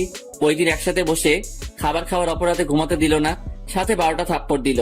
ভুলেও তো সবার সাথে বসে খাবো না, এমনিতে প্রতিদিন সবার সাথে খেতে হয়। আঙ্কেল থাকে না আর ম্যাডাম নিচে আসবে না, তাই ম্যাডামের জন্য খাবার পাঠিয়ে দেওয়া হতো উপরে। রোমিও কি ভাবছো? বসো। না আঙ্কেল আমি ঠিক আছি। ঠিক আছো মানে কি? বসতে বলছি বসো। আঙ্কেল আমি বসবো না, আমার খাবারটা আমাকে দিয়ে দিন, আমি সোফায় বসে খেয়ে নেই। আমাদের সাথে বসতে কোনো সমস্যা? আঙ্কেল সমস্যা কিছু না, এমনিতেই ইচ্ছে করছে না। আচ্ছা ঠিক আছে, তুমি সোফায় বসো। হুম। একটু পরে রোমিও, জুলির বিয়ের সবকিছুর দায়িত্ব কিন্তু তোমার। আঙ্কেল আমার মনে হয় না আমি পারবো কিছু করতে, আমাকে ছেড়ে দিন। রোমিও, তুমি পারবে। আমাদের বিশ্বাস তুমি সবটা সামলে নিতে পারবে। আমার কিন্তু তা মনে হয় না আন্টি, আমাকে মাফ করবেন। কোনো কথা শুনতে চায় না, তোমাকে সবকিছু করতে হবে। যদি কোনো কিছু ভুল হয় তখন কিন্তু আমি দায়ী না। ঠিক আছে। তাহলে দায়িত্ব নিয়ে নিলাম, তবে একটা শর্ত আছে। আবার কি শর্ত? ম্যাডামের বিয়ের পর কিন্তু আমি চলে যাব। ম্যাডামের বিয়ে হয়ে গেলে তো আমার আর কোনো কাজ নেই এখানে। সেটা তখন দেখা যাবে। কিন্তু বিয়েটা কবে আঙ্কেল? সোমবার। হাতে মাত্র সময় 2 দিন। 2 দিনে এত কিছু করব কি করে? তোমার যেভাবে ইচ্ছা সেভাবে করবে। যত টাকা লাগবে আমি দিব, তুমি শুধু আয়োজন করো। চেষ্টা করব। কথা বলতে বলতে খাওয়া শেষ করে ম্যাডামের দিকে তাকিয়ে দেখি চোখ দুটি বড় বড় করে তাকিয়ে আছে। হাতের কাছে পেলে আমাকে মনে হয় কাঁচা খেয়ে ফেলবে। কি মেয়ে রে বাবা, বিয়ে কি আমি ঠিক করছি নাকি? আমি কি বলছি আঙ্কেলকে যে ম্যাডামকে বিয়ে দিয়ে দিতে? এসব তো ম্যাডামের বাবা মানে আঙ্কেল করছে ম্যাডামের জন্য। তাহলে উনি কেন এমন সিংহীর মতো তাকিয়ে আছে? বিয়ে করার ইচ্ছা না থাকলে বলে দিতে পারছে না? ওইদিকে তাকিয়ে দেখি কানন চোখ দাঁত কেলাচ্ছে। এই মাইয়ার কোনো কিছুই মাথায় ঢুকে না, বড়ই আজীব এক জন্তু। যতটুকু পেরেছি ততটুকু করছি, এর বাইরে কিছু করা সম্ভব না। এত কম সময়ের মধ্যে যে এত কিছু করতে পেরেছি সেটাই বা কম কিসের? যাক, আর বডিগার্ডের কাজ করতে হবে না। আজকে গায়ে হলুদ, কালকে ম্যাডামের বিয়ে। কি আনন্দ আকাশে বাতাসে। আর পারি না, ম্যাডামকে হলুদ লাগাতে ব্যস্ত সবাই, আর আমি আমার কাজ নিয়ে আছি। কিছুক্ষণ পর কানন সহ একদল রমণী আমার দিকে ষাঁড়ের মতো তেড়ে আসছে। প্রথমে মনে হলো এমনি হলুদ ছোঁয়াছুঁই করার জন্য দৌড়াচ্ছে, পরক্ষণে খেয়াল করে দেখলাম রমণীদের নজর খারাপ, সবার নজর আমার উপর। তার মানে ওরা আমাকে হলুদ লাগাতে আসছে। দৌড়া রোমিও দৌড়া। দৌড়াতে দৌড়াতে গিয়ে খাটের নিচে লুকালাম, তবু বাঁচতে পারলাম না। আন্টি আমাকে লুকাতে দেখে গিয়েছে। কানন জানতে চাওয়ার সাথে সাথে বলে দিছে। হলুদের অনুষ্ঠান শেষ হয়ে যাওয়ার পর গিয়ে শুয়ে পড়লাম। আজকে থেকে কালকে কাজের চাপটা একটু বেশি, একটু না অনেক বেশি থাকবে। ঘুম থেকে উঠে ফ্রেশ হয়ে নাস্তা করে কাজের তদারকি শুরু করতে হলো। এদিকে কাজের তদারকি করছি, আবার ম্যাডামের বডিগার্ডের কাজও করছি। বলা যায় না কখন কে অ্যাটাক করতে পারে। দেখতে দেখতে 2টা বাজলো। বর আসার কোনো খবরই নেই। আঙ্কেল ফোন দিয়ে যাচ্ছে 2টার পর থেকে, কিন্তু কেউ ফোন তুলছে না। অবশেষে বিকাল 4টায় ফোন তুলে জানায় যার সাথে বিয়ে হওয়ার কথা সে 2 বছর আগে বিয়ে করে ফেলছে। আঙ্কেল অনেকক্ষণ কি নিয়ে যেন ভাবলো। প্রায় 15 মিনিট পর এসে আমাকে ডেকে রুমে নিয়ে গেল। রোমিও, তুমি বাবা আমার মেয়েটাকে বিয়ে করো। কিভাবে সম্ভব আঙ্কেল? তুমি চাইলে সম্ভব। আঙ্কেল আমি আপনার সব কথা মানতে পারবো, কিন্তু বিয়েটা করতে পারবো না। কিন্তু কেন? আঙ্কেল আমি এখন ম্যাডামকে বিয়ে করলে খাওয়াবো কি, রাখবো কোথায়? তাছাড়া আমি গরিবের সন্তান। আমার সাথে যদি ম্যাডামের বিয়ে দেওয়া হয় তাহলে আপনার মান সম্মান কোথায় গিয়ে দাঁড়াবে আপনি ভেবে দেখুন। আমি তো আমার মেয়ের ভালো চাই। ও তোমার কাছে থাকলে ভালো থাকবে, সুরক্ষিত থাকবে। কিন্তু কোনো কিন্তু না, তুমি গিয়ে রেডি হয়ে এসো, আমি এখানে আসি। অবশেষে আমি বিয়ের পিড়িতে। আঙ্কেল নিজে হাত ধরে নিয়ে গিয়ে ম্যাডামের পাশে বসিয়ে দিল। আমি জানি আমাকে বিয়ের পোশাকে দেখে অনেক মেয়ের কষ্ট হচ্ছে, কিন্তু আমার তো কিছু করার নেই। আব্বু আম্মুকে দেখলাম অনেক খুশি। আঙ্কেল অনেকক্ষণ কথা বললো দুজনের সাথে, কি বলছে কে জানে। ম্যাডামের পাশে বসার পর প্রথমে চোখ পড়লো কাননের দিকে। মেয়েটির চোখ দিয়ে পানি পড়ছে। আমি জানি যে ও আমাকে সত্যি অনেক ভালোবাসে, কিন্তু কি থেকে কি হয়ে গেল। তবে আমি একটু জিনিস এখন থেকে বুঝতে পারছি যে এই বিয়েটার পর থেকে আমার কপালে অনেকগুলো থাপ্পড় আছে। কয়টা আছে সেটা জানি না। বিয়ের সব আনুষ্ঠানিকতা শেষে ম্যাডামকে রুমে নিয়ে গেল। আমি টুপ করে আমার রুমে ঢুকে বিয়ের পোশাক ছেড়ে একটা জিন্স আর টি শার্ট পরে বাইরে বের হলাম। এদিক সেদিক ঘোরাঘুরি করছি, কিছু মাথায় ঢুকছে না। রাত 10টায় বাসায় ঢুকলাম। এত রাত করে বাড়ি ফিরাতে কেউ দেখেনি। রোমিও, কোথায় গিয়েছিলে? একটু বাইরে গিয়েছিলাম। তোমাকে তো বিয়ের পর থেকে খুঁজে পাওয়া যাচ্ছে না, কোথায় ছিলে? ভালো লাগছে না তাই একটু বাইরে বের হয়েছিলাম। বুঝলাম। এখন খেতে আসো। জি ম্যাডাম। খাবেন আন্টি? জুলি এখন থেকে তোমার বউ, ম্যাডাম না, ঠিক আছে? আর আমরা দুজনকে তুমি মা বাবা বলে ডাকবে। আগে ম্যাডাম আমাকে মেনে নিক, তারপর ভেবে দেখবো। তাও ঠিক বলছো, এখন খেয়ে নাও। কারণ চুপচাপ খাচ্ছে আর বারবার আমার দিকে তাকাচ্ছে। আমি জানি মেয়েটি অনেক কষ্ট পেয়েছে। ভালোবাসার মানুষটা অন্য কারো হয়ে যেতে দেখলে কে বা ভালো থাকতে পারে। খুব কষ্ট হচ্ছে কাননের জন্য, কিন্তু আমার কিছুই করার নেই। চুপচাপ খেয়ে নিলাম। সারাদিনের ক্লান্তি ভর করে আছে, এখন একটা ঘুম দিতে পারলে ভালো হয়। রোমিও, কোথায় যাচ্ছ? ঘুমাতে যাচ্ছি। তা তো বুঝলাম, কিন্তু ওইদিকে কেন? কোথায় যাব? আমার রুম তো ওইটা। আজ থেকে তোমার আর জুলির রুম একটা, আর আজকে তোমাদের বাসর রাত। তুমি উপরে জুলির রুমে যাও। কানন বলছে এই কথা। ও কিভাবে পারলো এত তাড়াতাড়ি নিজেকে মানিয়ে নিতে? যাক, ভালোই হলো। যত তাড়াতাড়ি মানিয়ে নিতে পারবে ততই ভালো হবে তার জন্য। ও রোমিও, কি ভাবছো? না, কিছু না। তাহলে যাও জুলির রুমে। আচ্ছা চলো, আমি তোমাকে এগিয়ে দেই। লাগবে না। আরে চলো তো। কানন জোর করে বাইরে থেকে ধাক্কা দিয়ে ম্যাডামের রুমে ঢুকিয়ে দিয়ে দরজা বাইরে থেকে বন্ধ করে দিছে। আমার এখন কি করা উচিত আমি বুঝতে পারছি না। সোফায় গিয়ে শুয়ে পড়বো নাকি ম্যাডামের সাথে কথা বলবো? রুমের মধ্যে পায়চারি করছি আর ভাবতেছি কি করব। এদিকে ম্যাডাম আমার দিকে তাকিয়ে আছে, আমার গতিবিধির উপর নজর রাখছে। প্রায় 45 মিনিট ভেবেও কিছু পেলাম না। আরো 5 মিনিট পর ম্যাডাম প্রথম মুখ খুললো। বান্দরের মতো লাফাচ্ছিস কেন? ম্যাডাম, লাফাচ্ছি না তো, ভাবছি। কি ভাবছিস? বলা যাবে না। না বললে নাই, তোর কথা শোনার শখ আমার নাই। ম্যাডাম, আজকের এই বিয়ের জন্য আমি দায়ী না। তাহলে কে দায়ী বল? আপনার বাবা, উনি জোর করে বিয়ে দিচ্ছে। আমি কি করব বলেন? বিয়ে দিছে শেষ, আর কোনো কথা নাই। আমি তোরে মানবো না। আমার ঠেকা পড়ছে নাকি? ওই শুন, আমি তোরে আমার বর হিসেবে মানবো না। কোনোদিন যদি স্বামীর অধিকার নিয়ে আসছিস তো সেদিন দেখবি কি করি তোরে। আমি এখন একটু ঘুমাবো, আসি। ওইদিকে কই যাস? আমার রুমে ঘুমাবো। কারণের রুমে যাবি না বলে দিলাম। ম্যাডাম, এখানে কাননের কথা আসছে কেন? তোর তো আবার ওর সাথে ভাব বেশি। এখন যদি ওর কাছে চলে যাস? তাতে আপনার কি? বেশি কথা বলবি না। যা, কোথায় যাবি? আমার ঘুম পাচ্ছে। কত বড় ফাজিল মাইয়া, নিজে তো বাসর ঘরে জায়গা দেয় নাই, আবার কারণের কথা বলছে। আমি লুইচ্চা, বদমাইশ, ইতর, চরিত্রহীন হতে পারি, তাই বলে অন্যের দিকে নজর দিব কেন? ঘরে বউ থাকতে ইস, দেখতে বউ বলে মনে হচ্ছে না, মনে হচ্ছে কোনো পরী বসে আছে বিছানায়। আচ্ছা, পরীদের তো ডানা থাকে, আমার বউয়ের কি ডানা ছিল? যদি ডানা থাকতো তাহলে তো দেখতাম। আজ প্রথম ম্যাডামকে শাড়ি পরা অবস্থায় দেখছি। অন্য মেয়েরা তো শখ করে হলেও শাড়ি পরে, কিন্তু উনি কখনো পরে নাই। কখন ঘুমিয়ে পড়ছে নিজেই জানি না। সকালে দুলাভাই দুলাভাই দুলাভাই চিৎকারে ঘুমের কয়টা বাজলো খবর নেই। কে এই রমণী সকাল সকাল দুলাভাই দুলাভাই করে দরজা ধাক্কাচ্ছে? গুড মর্নিং দুলা ভাই। শুধু তাকিয়ে আছি। এই মাইয়ার এমন আচরণ দেখে তো আমি পুরাই টাসকি।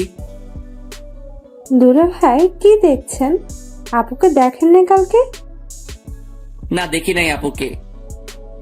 আমি তো নিজে নিয়ে গেলাম আপনাকে আপুর রুমে, বাসর ঘরে। তো কি হয়েছে? কি হয়েছে মানে? কালকে কি আপনি আপুর সাথে বাসর করেন নাই? কে বলছে করি নাই? করছি তো। তাহলে আপনি এখানে কেন? আপনার আপু বলছে সকাল 10টায় উঠবে।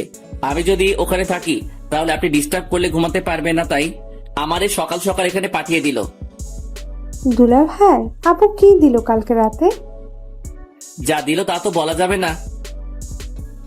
ভাই বলেন না, আমি ছাড়া তো কেউ জানবে না। আপনাকে বলবো কেন কালকে রাতের কাহিনী? ভাইয়া বলেন না প্লিজ। বলবো। বলেন। আমার লজ্জা করছে। ইস, মেয়েদের মতো লজ্জা পাওয়ার কিচ্ছু হয়নি, বলেন। বলবো। আরে বাবা বলেন না। বাস। কি? কালকে রাতে আপনার আপু আমারে বাস দিছে। এই কথাটা আরো আগে বলে দিলে কি হতো? আগে না বলি আর পরে বলছি, কথা তো বলছি নাকি? তার কেমন বাস দিল? লম্বা, তৈল মাখানো লম্বা লম্বা বাস দিল। ভালো করছে। এখন উঠে আসুন। আর জিম করতে যেতে হবে না, বিয়ে তো হয়ে গেছে, কেউ পড়বে না। কি মেয়ে রে বাবা, জানি মেয়েটি ফাজিল, তবে এতটা যে ফাজিল সেটা জানতাম না। কথা বাড়িয়ে লাভ নেই, খেয়ে আসি। রমিও বাবা, তোমাকে একটা কথা বলি, আমার মেয়েটিকে কেউ কোনোদিন কোনো কিছু জোর করে করাতে পারেনি। ওর যা ভালো লাগে ও তাই করে। আমি জানি না ও এই বিয়েটা মেনে নিয়েছে কিনা, তবে তুমি এতদিন যেভাবে ওর পাশে ছিলে সারা জীবন সেভাবে থাকবে। আঙ্কেল আপনি চিন্তা করবেন না, আমি আছি তো। আমি বিকেলে ফ্লাইটে চলে যাচ্ছি, আর বিকেলে তোমরা ঢাকা দিকে রওনা হবে। কেন আঙ্কেল? আমার একটা বাড়ি আছে ওখানে, সেখানে তোমরা দুজনে থাকবে আজ থেকে। কিন্তু কোনো কিন্তু না, যেটা বলছি সেটা করবে। আচ্ছা ঠিক আছে। বিকেলে আঙ্কেলকে বিদায় দিয়ে আমরাও ঢাকার দিকে রওনা হলাম। কি ব্যাপার, ম্যাডাম এত শান্ত হয়ে আছে কেন? এমন শান্ত থাকতে তো ম্যাডামকে আগে কোনোদিন দেখিনি। তবে কি আমার উপর আজকে কোনো ঝড় আসতে চলেছে? গাড়িতে উঠে ড্রাইভারের পাশে সিটে গিয়ে বসে পড়লাম, আর ম্যাডাম পিছনে গিয়ে বসলো। আঙ্কেলকে বারবার বারণ করার পরও ড্রাইভার দিয়ে দিল সাথে। 9 ঘন্টা পর আমরা ঢাকার বাড়িতে পৌঁছালাম। রাত 12টায় গিয়ে বাসায় ঢুকলাম। বাড়িতে কেউ না থাকলে যা হয় আর কি, সব জায়গায় ময়লা জমে আছে, কেমন যেন একটা গন্ধ আছে। আমি চারপাশে তাকিয়ে তাকিয়ে দেখছি, আর ম্যাডাম আমার দিকে চোখ বড় বড় করে তাকিয়ে আছে। ওই তাকিয়ে তাকিয়ে কি দেখছিস? অনেক ক্লান্ত লাগছে, আমি ঘুমাবো। কে বারণ করছে আপনাকে ঘুমাতে? গিয়ে ঘুমিয়ে পড়েন। ঘুমিয়ে পড়বো মানে কি? আমি কি না খেয়ে ঘুমাবো নাকি? তো খেতে বারণ করছে কে? খাবার পাবো কোথায় আমি? তুই গিয়ে নিয়ে আয়। কোনটা করবেন সেটা বলেন। আগে খাবেন নাকি ঘুমাবেন? দুইটা করব। আগে কোনটা করবেন? খাবো। কি খাবেন? বিরিয়ানি খাবো। সাথে আর কিছু লাগবে? একটা প্রাণাত নিয়ে আসবি। টাকা দেন। এই তোর লজ্জা করে না আমার কাছে টাকা চাইতে? লজ্জা করবে কেন? টাকা তো আমি রাখছি আপনার ব্যাগে। কি? আপনি ব্যাগ খুলে দেখেন। কখন রাখছিস? রাখছি বলা যাবে না। এখন টাকা দেন, না হলে পরে কিছুই পাবো না। এই নে। 200 টাকা দিয়ে কি পাবো ম্যাডাম? কি পাবি তুই বল?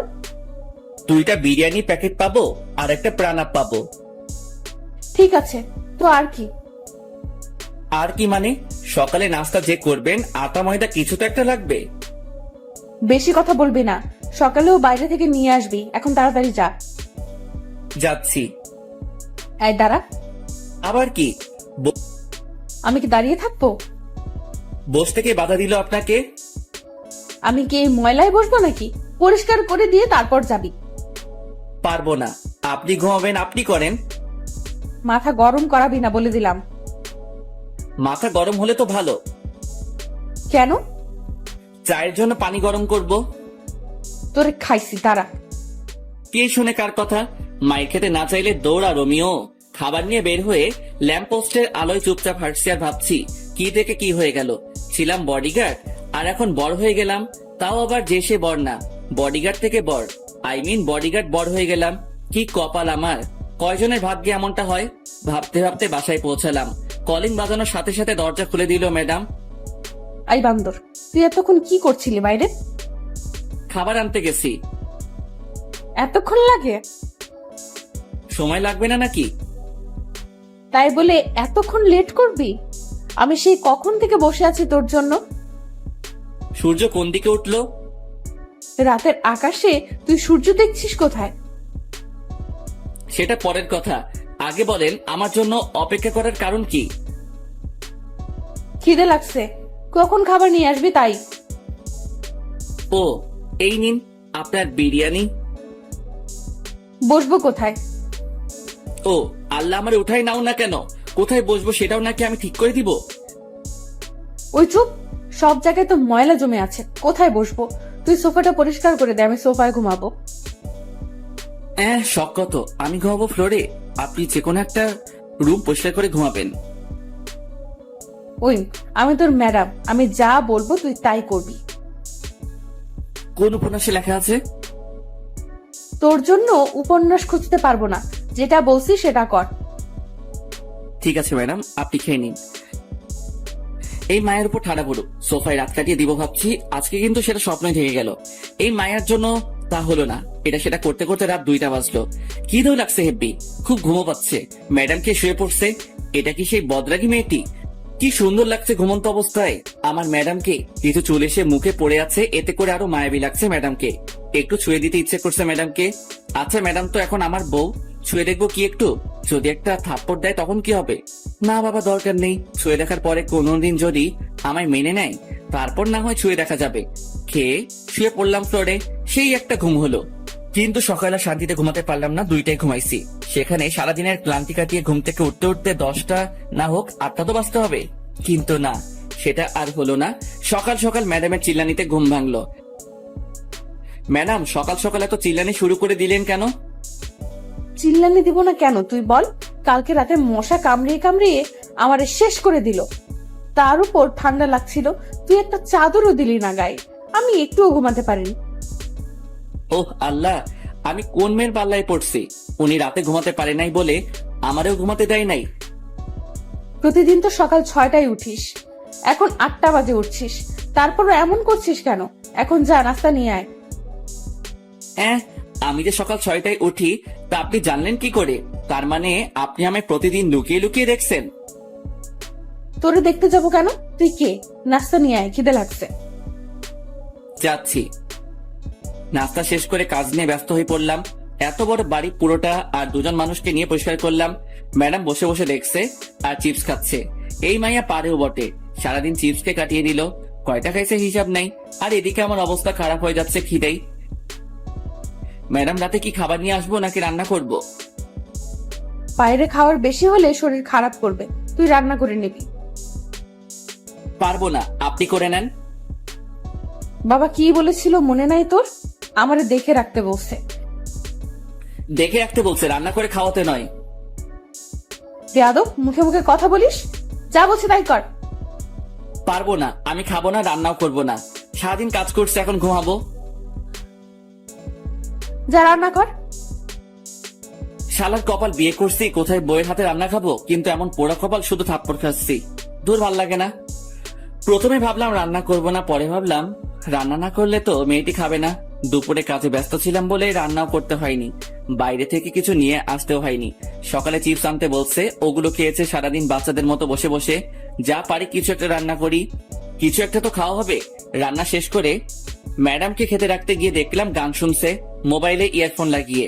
সেটা ওনার বিভিন্ন অঙ্গভঙ্গির মাধ্যমে বোঝা যাচ্ছে। ম্যাডাম, ও ম্যাডাম। ওই কি হয়েছে, চিল্লাস কেন? খেতে আসেন। খাবো না, তোর খাবার তুই খা গিয়ে। না খাইলে আমার কি? রান্না করছি, খেলে খাবে, না খেলে নাই, আমার কি? আমি খাওয়া শুরু করার পরে ম্যাডাম এসে বসে পড়লো। আমি শুধু খাচ্ছি, ম্যাডাম যে আসছে সেটা আমি জানি না, এমন ভাব করছি। ওই প্লেট দে, খিদে লাগছে, খাবো তো। একটু আগে তো বললেন খাবেন না, তাহলে এখন আবার খেতে আসছেন কেন? তোরে বলবো কেন? তুই কে? আপনার বর।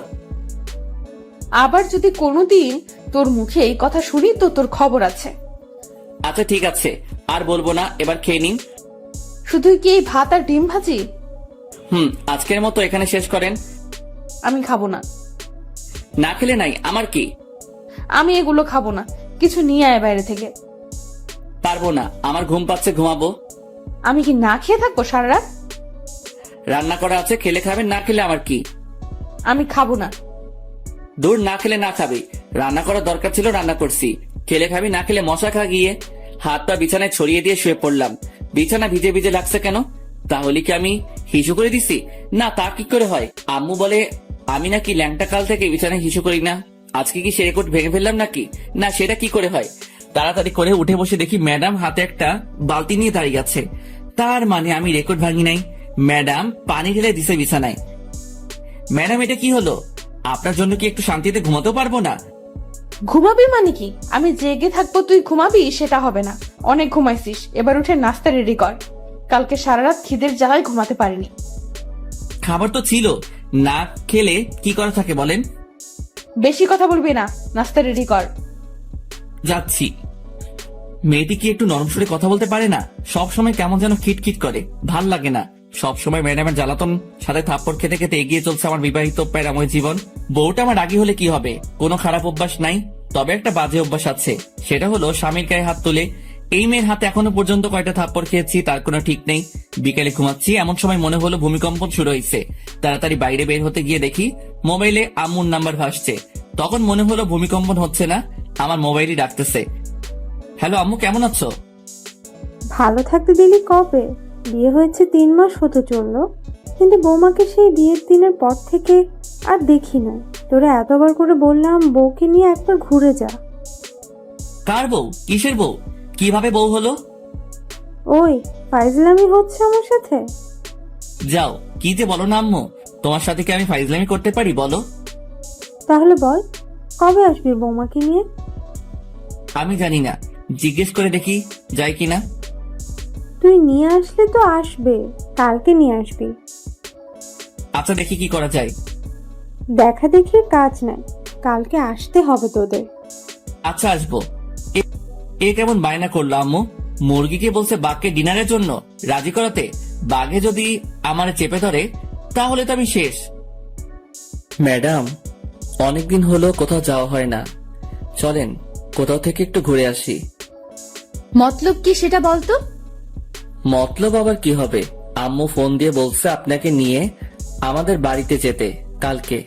আপনি কি যাবেন? না, আমি কোথাও যাব না, তুই যা। আচ্ছা ঠিক আছে, আমি যাব। আপনাকে যেতে হবে না। হুম। সকালে ঘুম থেকে উঠে নাস্তা বানিয়ে নাস্তা করে রেডি হয়ে নিলাম। যেতে যেতে এমনি সন্ধ্যা হয়ে যাবে, জ্যামে পড়লে তো অবস্থা হালুয়া হয়ে যাবে। তবুও রওনা দিতে দিতে 9টা বেঁচে গেল। ওই দাঁড়া, আমি যাব তো। আপনি আবার কোথায় যাবেন? আমি কি এখানে একা থাকবো নাকি? আমাকে আমাদের বাড়িতে রেখে তারপর যাবি তুই। আমি পারবো না, আপনি পথে নেমে পড়লেই তো হয়। পারবো না, তুই রেখে আসবি। আমার দেরি হয়ে যাচ্ছে, আমি আসি। আর আপনি যদি আমার সাথে যেতে চান তাহলে আমার বাড়িতে যেতে হবে, না হলে আপনার পথে আপনি যান, আমার পথে আমি যাব। তুই তো আচ্ছা ফাজিল ছেলে, আমি যেটা বলবো তোকে সেটা করতে হবে। সেটা পরে দেখা যাবে, আগে তো রওনা দেই। হুম, চল। বাস চলছে নিজের আপন গতিতে, আমরাও এগিয়ে যাচ্ছি বাড়ির দিকে। বডিগার্ডের কাজ পাওয়ার পর আর বাড়িতে যাওয়া হয়নি। আজ অনেকদিন পর যাচ্ছি। ম্যাডাম বসে আছে আমার পাশের সিটে আর চিপস খাচ্ছে। মেয়েটি কি কিছু পারে না চিপস খাওয়া ছাড়া? অনেকক্ষণ পর ম্যাডাম আমার কাঁধে মাথা রেখে ঘুমাচ্ছে। অনেকক্ষণ চিন্তা করে দেখলাম এখন ঘুমাচ্ছে, পরে যখন ঘুম থেকে উঠে দেখবে আমার কাঁধে মাথা রেখে শুয়ে আছে, তখন দেখে যদি থাপ্পড় লাগিয়ে দেয় তাহলে বাসের মধ্যে যা একটু সম্মান আছে সেটাও খেয়ে ফেলবে। তার থেকে বরং জাগিয়ে দেই। ম্যাডাম, ম্যাডাম ওঠেন। কি হয়েছে? ব্যথা করছে হাতে। তো আমি কি করব? আপনার জন্য তো এমন হলো। আমি কি করছি? আপনি যদি আমার কাঁধে মাথা না রাখতেন তাহলে ব্যথাও হতো না। এই, তোর লজ্জা করে না? একটা মেয়ের মাথা কাঁধে রাখতে পারিস না? আমার কি ঠেকা পড়ছে যে আপনার মাথা আমার কাঁধে রাখবো? বেশি কথা বলিস কেন? চুপ থাকতে পারিস না? না, পারি না। আবার কথা বলিস মুখে মুখে। এই তালা দিলাম মুখে, আর কোনো কথা বলবো না। বাড়িতে আসতে আসতে 7টা বেজে গেল। পথে একটু কথাও হয়নি ম্যাডামের সাথে। কখন যে বাসার দরজায় এসে দাঁড়িয়েছি নিজেই জানি না। কি রে, কি ভাবছিস? ওহ আম্মু, তুমি? আমি হব নাকি ভূত হবে নাকি? না, তেমনটা না। আমার বৌমাকে নিয়ে আসছিস তো? তোমার বৌমা কোথায় পাবো? পিছনে দাঁড়িয়ে আছে যে, ওটাকে? ভূত মনে হয়, তাকিয়ে দেখো। কি, তুই আমার বৌমাকে ভূত বললি? তোর আজকে খাওয়া বন্ধ। খাওয়ার এত শখ নাই, তুমি তোমার বৌমাকে নিয়ে খাওয়াও। আসো মা, ভিতরে আসো। এটা কি হলো? ম্যাডাম তো চলে এলো। মাইয়া জাতি বড় অদ্ভুত জাতি। সকালে কত ভেজাল করলো এই মাইয়া এখানে আসবে না বলে, আর এখন কত সহজে আম্মুর সাথে হাসি খুশি চললো। মনে হচ্ছে না মেয়েটি রাগী বদমেজাজি। রোমিও, খেতে আয়। খাবো না, তুমি খাও তোমার বৌমাকে নিয়ে। রোমিও, আয় বাবা, অনেকদিন হলো একসাথে বসে খাওয়া হয়নি। না না, খাবো না, তোমাদের বৌমা আসছে, ওরে নিয়ে খাও। ওই, বেশি বাড়াবাড়ি করবি তো খাওয়ার পাবি না। এই না, তা কি করে হয় আম্মু? তা যদি না হয় তাহলে খেতে আয়। আসছি, হাফ মিনিট দাঁড়াও। দাঁড়ানোর সময় নাই, এই তো আসছি। বসে পড়। এত আয়োজন কখন করলে আম্মু? আমার বৌমা আসবে আর আমি কিছুই রান্না করব না নাকি? আমার জন্য তো কোনোদিন এত কিছু করনি, আজ বৌমা আসছে বলে এত কিছু? আবার যদি শুনি আমার বৌমাকে নিয়ে কোনো কথা বলিস তাহলে তোর কপালে কিছুই জুটবে না। এবার বল, কি করবি? কিছুই বলবো না আর, এই চুপ করলাম। বাপরে বাপ, এ কেমন বিচার! আম্মু দেখছি ম্যাডামের দিকে ঝুঁকে পড়ছে। এই মায়া কি কোনো জাদু জানে নাকি? যদি এমন জাদু আমি জানতাম তাহলে কবে ম্যাডামকে ঠুক্কু বউকে পটিয়ে নিতাম। খাওয়া শেষ করে বাইরে গিয়ে একটু ঘোরাঘুরি করে বাসায় এসে ফ্রেশ হয়ে আমার রুমে ঘুমাতে গেলাম। রুমে ঢুকে দেখি ম্যাডাম বসে আছে বিছানায়। অনেক ক্লান্ত লাগছে, তাই কোনো কথা না বলে বালিশ নিয়ে নিচে শুয়ে পড়লাম। চোখ বন্ধ করার সাথে সাথে বুকের উপর ভারী ভারী লাগছে, সাথে গলা চেপে ধরছে মনে হলো কেউ। চোখ খুলে দেখি ম্যাডাম। আরে আরে, কি করছেন? ছাড়ুন বলছি। ছাড়বো না। কি বলা হচ্ছে শুনি? কি বলছি? মনে করে দেখ কি বলছিস। মনে পড়ছে না, মরে যাব তো। ছাড়ুন বলছি, ছাড়ুন। ছাড়বো না। কি বলছিস শুন? তোমার বৌমা আসছে, তোমার বৌমাকে নিয়ে খাওয়াও। এই, আমি তোরে বলছি না আমার বাড়িতে রেখে আসতে? আমিও বলছিলাম পারবো না। ছাড়ুন না ম্যাডাম, মরে যাব তো। ছাড়বো না। মরে যা, মরে গেলে তো আমি বাঁচি। আমি তো মরবো না। তাহলে আমি তোরে নিজের হাতে খুন করব। পারলে করেন, কে বারণ করছে? মারবো মারবো, সুযোগটা আগে আসুক তারপর। 2 দিন বাড়িতে কাটানোর পর আবার ঢাকায় ফিরে এলাম। তারপর থেকে আগের মতোই চলছে, সব সময় প্যারা দিয়ে চলছে। ম্যাডাম, থুক্কু, বউ। পরদিন বিকালে, এই রোমিও, কেমন আছো? ভালো, তুমি?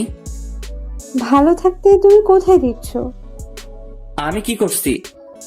তোমায় যে ভালোবেসে ফেলেছি। ম্যাডাম জানে এটা? পাগল নাকি? তোমার ম্যাডাম জানতে পারলে তো আমাকে মেরে ফেলবে। ওই দিন যা করলো তোমার কথা জিজ্ঞেস করাতে। তাহলে এখন আবার কথা বলছো কেন? তুমিও মরবা, সাথে আমারও মারবা? আচ্ছা, তোমার বউ তো তোমাকে ভালোবাসে না, তাহলে ওকে ডিভোর্স দিয়ে দাও। যাও যাও, তুমি গিয়ে ম্যাডামকে বলে আসো আমাকে যেন ডিভোর্স দিয়ে দেয়। আচ্ছা, বলবো। তবে ডিভোর্স দিয়ে দিলে আমাকে গলায় ঝুলিয়ে নিতে হবে। যদি ডিভোর্স করাতে পারো তবে। ওকে, আমি রাজি। তবে ম্যাডাম যদি আমারে কিছু বলে তাহলে আমি সব বলে দিব। তোমাকে বলতে হবে না, আমি বিকালে তোমাদের বাসায় এসে জানাবো। যদি মার খেতে না চাও তাহলে বাসায় থাকো, আর যদি মায়ের খাবার শখ থাকে তাহলে বিকেলে এসো। হুম, আসবো আসবো। কি মেরে বাবা, মরার ভয় নেই নাকি? ও আসবে আমার আর ম্যাডামে ডিভোর্স করাতে? আমার তো লুঙ্গি ড্যান্স দিতে ইচ্ছে করছে।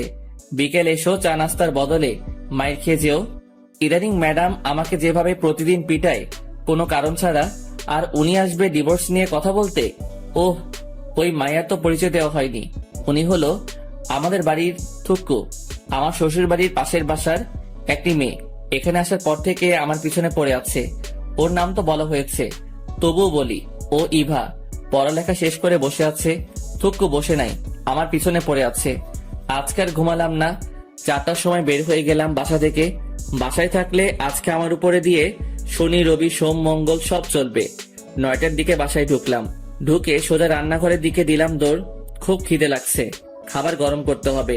ম্যাডাম ঠান্ডা খাবার খেতে পারে না, আর আমি ঠান্ডা ছাড়া খেতে পারি না। রাতে একসাথে খেয়ে শুয়ে পড়লাম আমার রুমে গিয়ে। ম্যাডাম থাকে অন্য রুমে। একটু পরে ম্যাডাম ঢুকলো আমার রুমে, হাতে একটা লাঠি নিয়ে। এদিকে ভয়ে আমি কাঠ হয়ে যাচ্ছি। আয় এদিকে আয়। কেন ম্যাডাম? কাজ আছে, আয়। কি কাজ তাড়াতাড়ি বলেন, আমি ঘুমাবো। তোর ঘুম পাড়াচ্ছি, দাঁড়া। আরে আরে ম্যাডাম, আমাকে মারছেন কেন? আমি কি করছি? তুই পাশের বাসার রিভা পেতনিকে কি বলছিস? বিশ্বাস করেন ম্যাডাম, আমি কিছু বলি নাই। তাহলে ও কি আমার বোকা বানাইছে? হতে পারে। তার মানে তুই বলতে চাচ্ছিস আমি বোকা? সেটা কখন বললাম? তাহলে কি বলছিস? কিছু বলি নাই। আবার মিথ্যা কথা বলছিস? তোরে তো আজকে শেষ করে দিব। আমি কিছু করি নাই তো ম্যাডাম, সব দোষ ওই ইভার। ইভা, তুই ওরে বলিস নাই আমার ডিভোর্স দিয়ে ওরে বিয়ে করবি? বলিস নাই?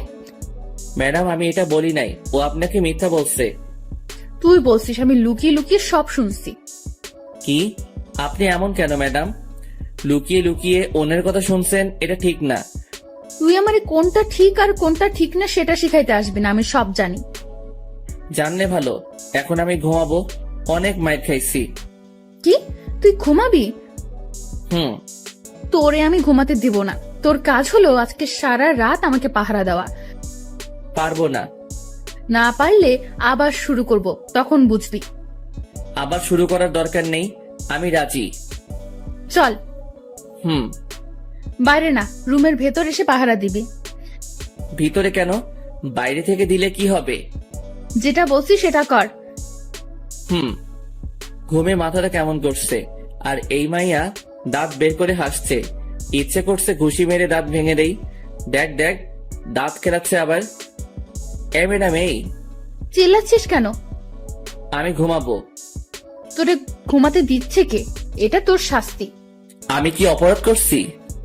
তুই ইভার সাথে কথা বলছিস, সাথে ওরে পাঠাইছিস ও যেন আমাকে বলে আমি যেন তোকে ডিভোর্স দিয়ে দিই। কি? ও আমাকে বলছে তোমার বউ তো তোমাকে ভালোবাসে না, আমি তোমাদের ডিভোর্স করিয়ে দিব। আবার এটাও বলছে যে ও যদি ডিভোর্স করিয়ে দিতে পারে তাহলে আমি যেন ওকে গলায় ঝুলিয়ে নেই। কি? এটা বলছে তোরে? আর তুইও রাজি হয়ে গেছিস? রাজি হয়নি তো, শুধু বলছি পারলে ডিভোর্স করাও। তবে রে হারামি, আজ তোর একদিন কি আমার যতদিন লাগে লাগুক, তোর শেষ করে ফেলবো। চিচি, বরকে কেউ এভাবে মারে? এত শক্তি আসলো কিভাবে?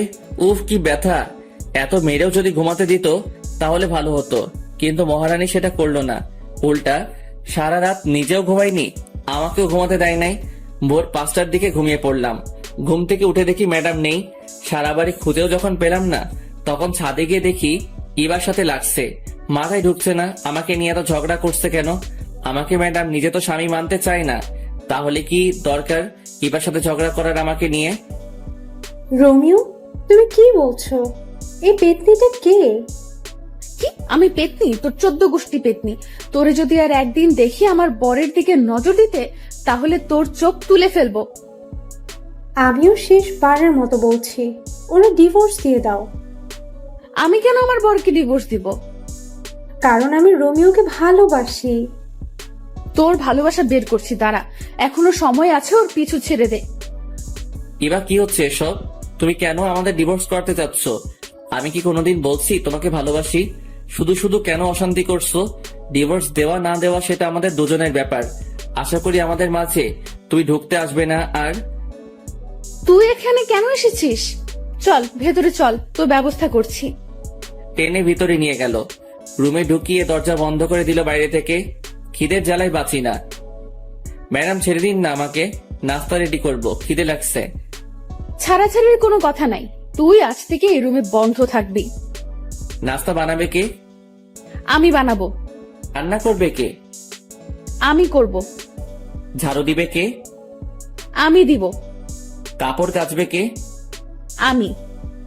ইস, ঢং দেখে বাঁচি না। পারেন তো শুধু শার্ট প্যান্ট পরতে, আর আমারে ধোলাই করতে। কি কি বললি তুই?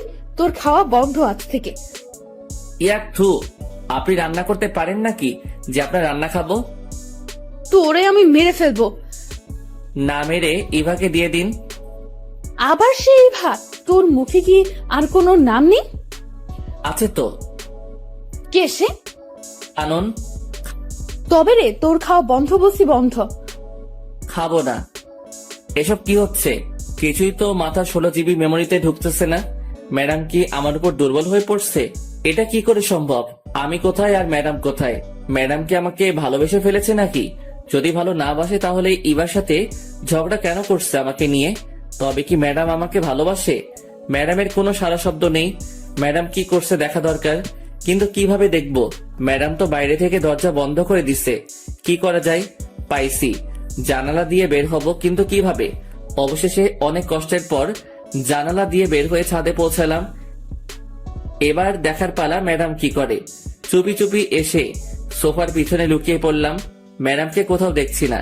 একটু পরে দরজা খুলে বাসায় ঢুকলো, হাতে কয়েকটা প্যাকেট নিয়ে।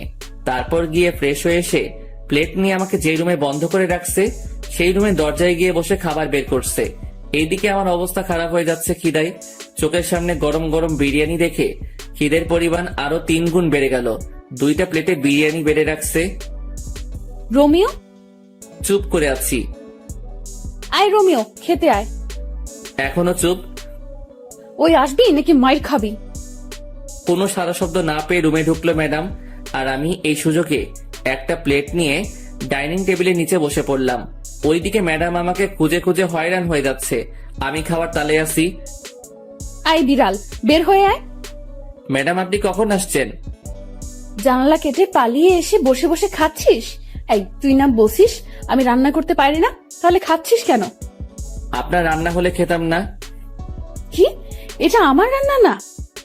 কি চিটিং মাইরি, বাইরে থেকে খাবার নিয়ে এসে নিজের নাম দিচ্ছেন। আমি বাইরে থেকে খাবার নিয়ে আসছি, কে বসে তোকে? আমি দেখছি। তবে রে বান্দর পোলা।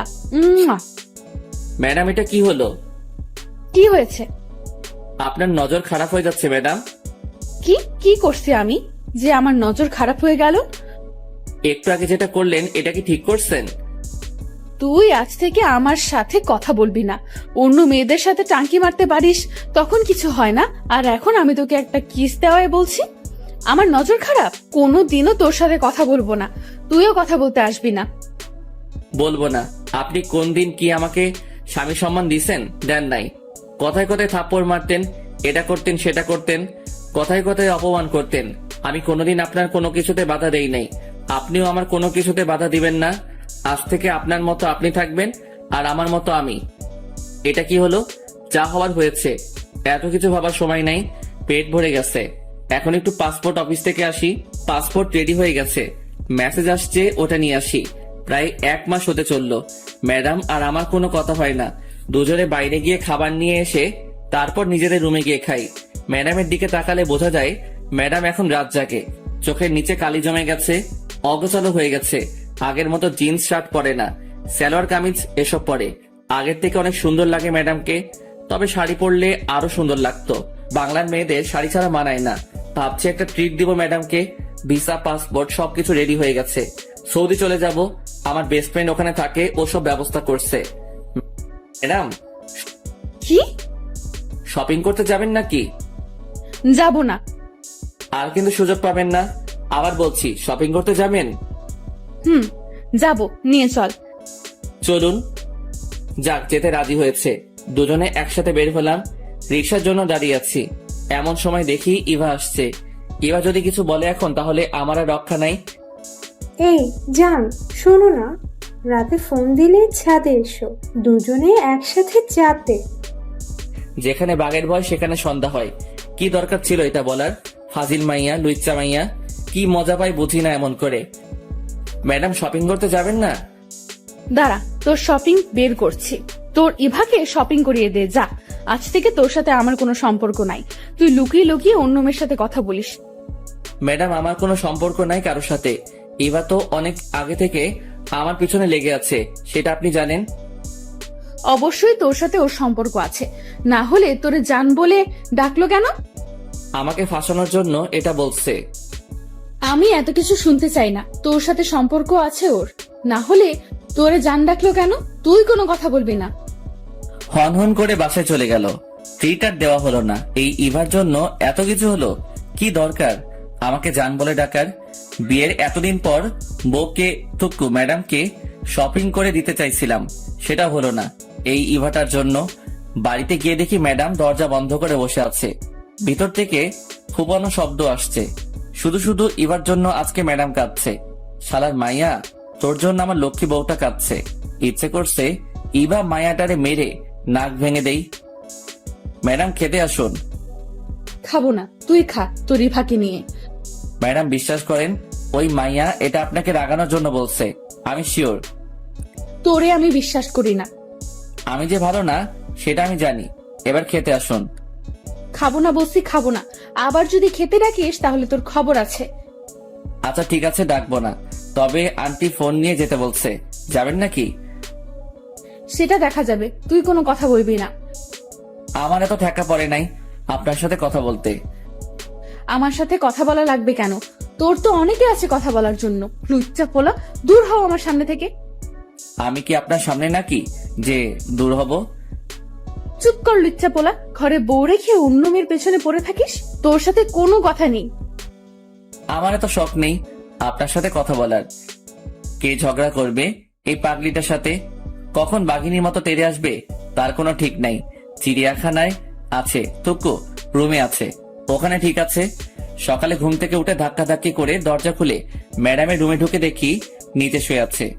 একটা মেয়ের রুম মনে হচ্ছে না, বিছানা বালিশ সব ছড়িয়ে ছিটিয়ে আছে পুরো রুমে। মনে হয় আমাকে মারতে না পেরে বিছানা বালিশের সাথে যুদ্ধ করছে। দেখে মনে হচ্ছে ভাজা মাছটা উল্টে খেতে জানে না। কি মায়াবী লাগছে পাগলিটাকে। কাঁপছে দেখে কপালে হাত রেখে বুঝতে পারলাম জ্বরে অবস্থা খারাপ হয়ে যাচ্ছে। বিছানায় শুয়ে দিয়ে ডাক্তারের কাছে ফোন দিলাম। একটু পরে ডাক্তার এসে দেখে গেল মাথায় পানি দিতে বলে গেল। ডাক্তার যাওয়ার পর থেকে পানি দিচ্ছি। অনেকক্ষণ পর চোখ বড় বড় করে তাকিয়ে আছে। ম্যাডাম কেমন লাগছে? তোর জন্য সব হয়েছে। ম্যাডাম বেশি কথা বলা যাবে না, চুপচাপ শুধু উত্তর দিবেন। তবে রে, কেমন লাগছে বলেন। ভালো না। মাথাটা মুছে নিন, আমি নাস্তা রেডি করে আনি। খাবো না। দেখা যাবে। ম্যাডাম হাঁ করুন। আমি খেতে পারবো, তোর কষ্ট হবে না। তাহলে খেয়ে নিন, আমি মেডিসিন নিয়ে আসি। আমি মেডিসিন নিব না। নিতে তো হবে, না হলে সুস্থ হবেন কি করে? সুস্থ হওয়া লাগবে না, তোর জন্য তো আমার এই অবস্থা। বেশি দিন সহ্য করতে হবে না, চলে যাব। কি বললি আবার বলতো, শুনতে পাইনি। না ম্যাডাম কিছু না, একটু একটু করে সুস্থ হচ্ছে ম্যাডাম। 2 দিন পর রাতে আবার জ্বর আসে ম্যাডামের। সারা রাত মাথায় পানি দিয়ে সকালে নাস্তা রেডি করে নিয়ে গেলাম, খাইয়ে দিতে চাইলাম কিন্তু ম্যাডাম আমার হাতে খাবে না, নিজেই কাপা কাপা হাতে খেলো। কত স্বপ্ন ছিল বউটা নিজের হাতে আমাকে খাইয়ে দিবে, আমিও নিজের হাতে বউকে খাইয়ে দিব।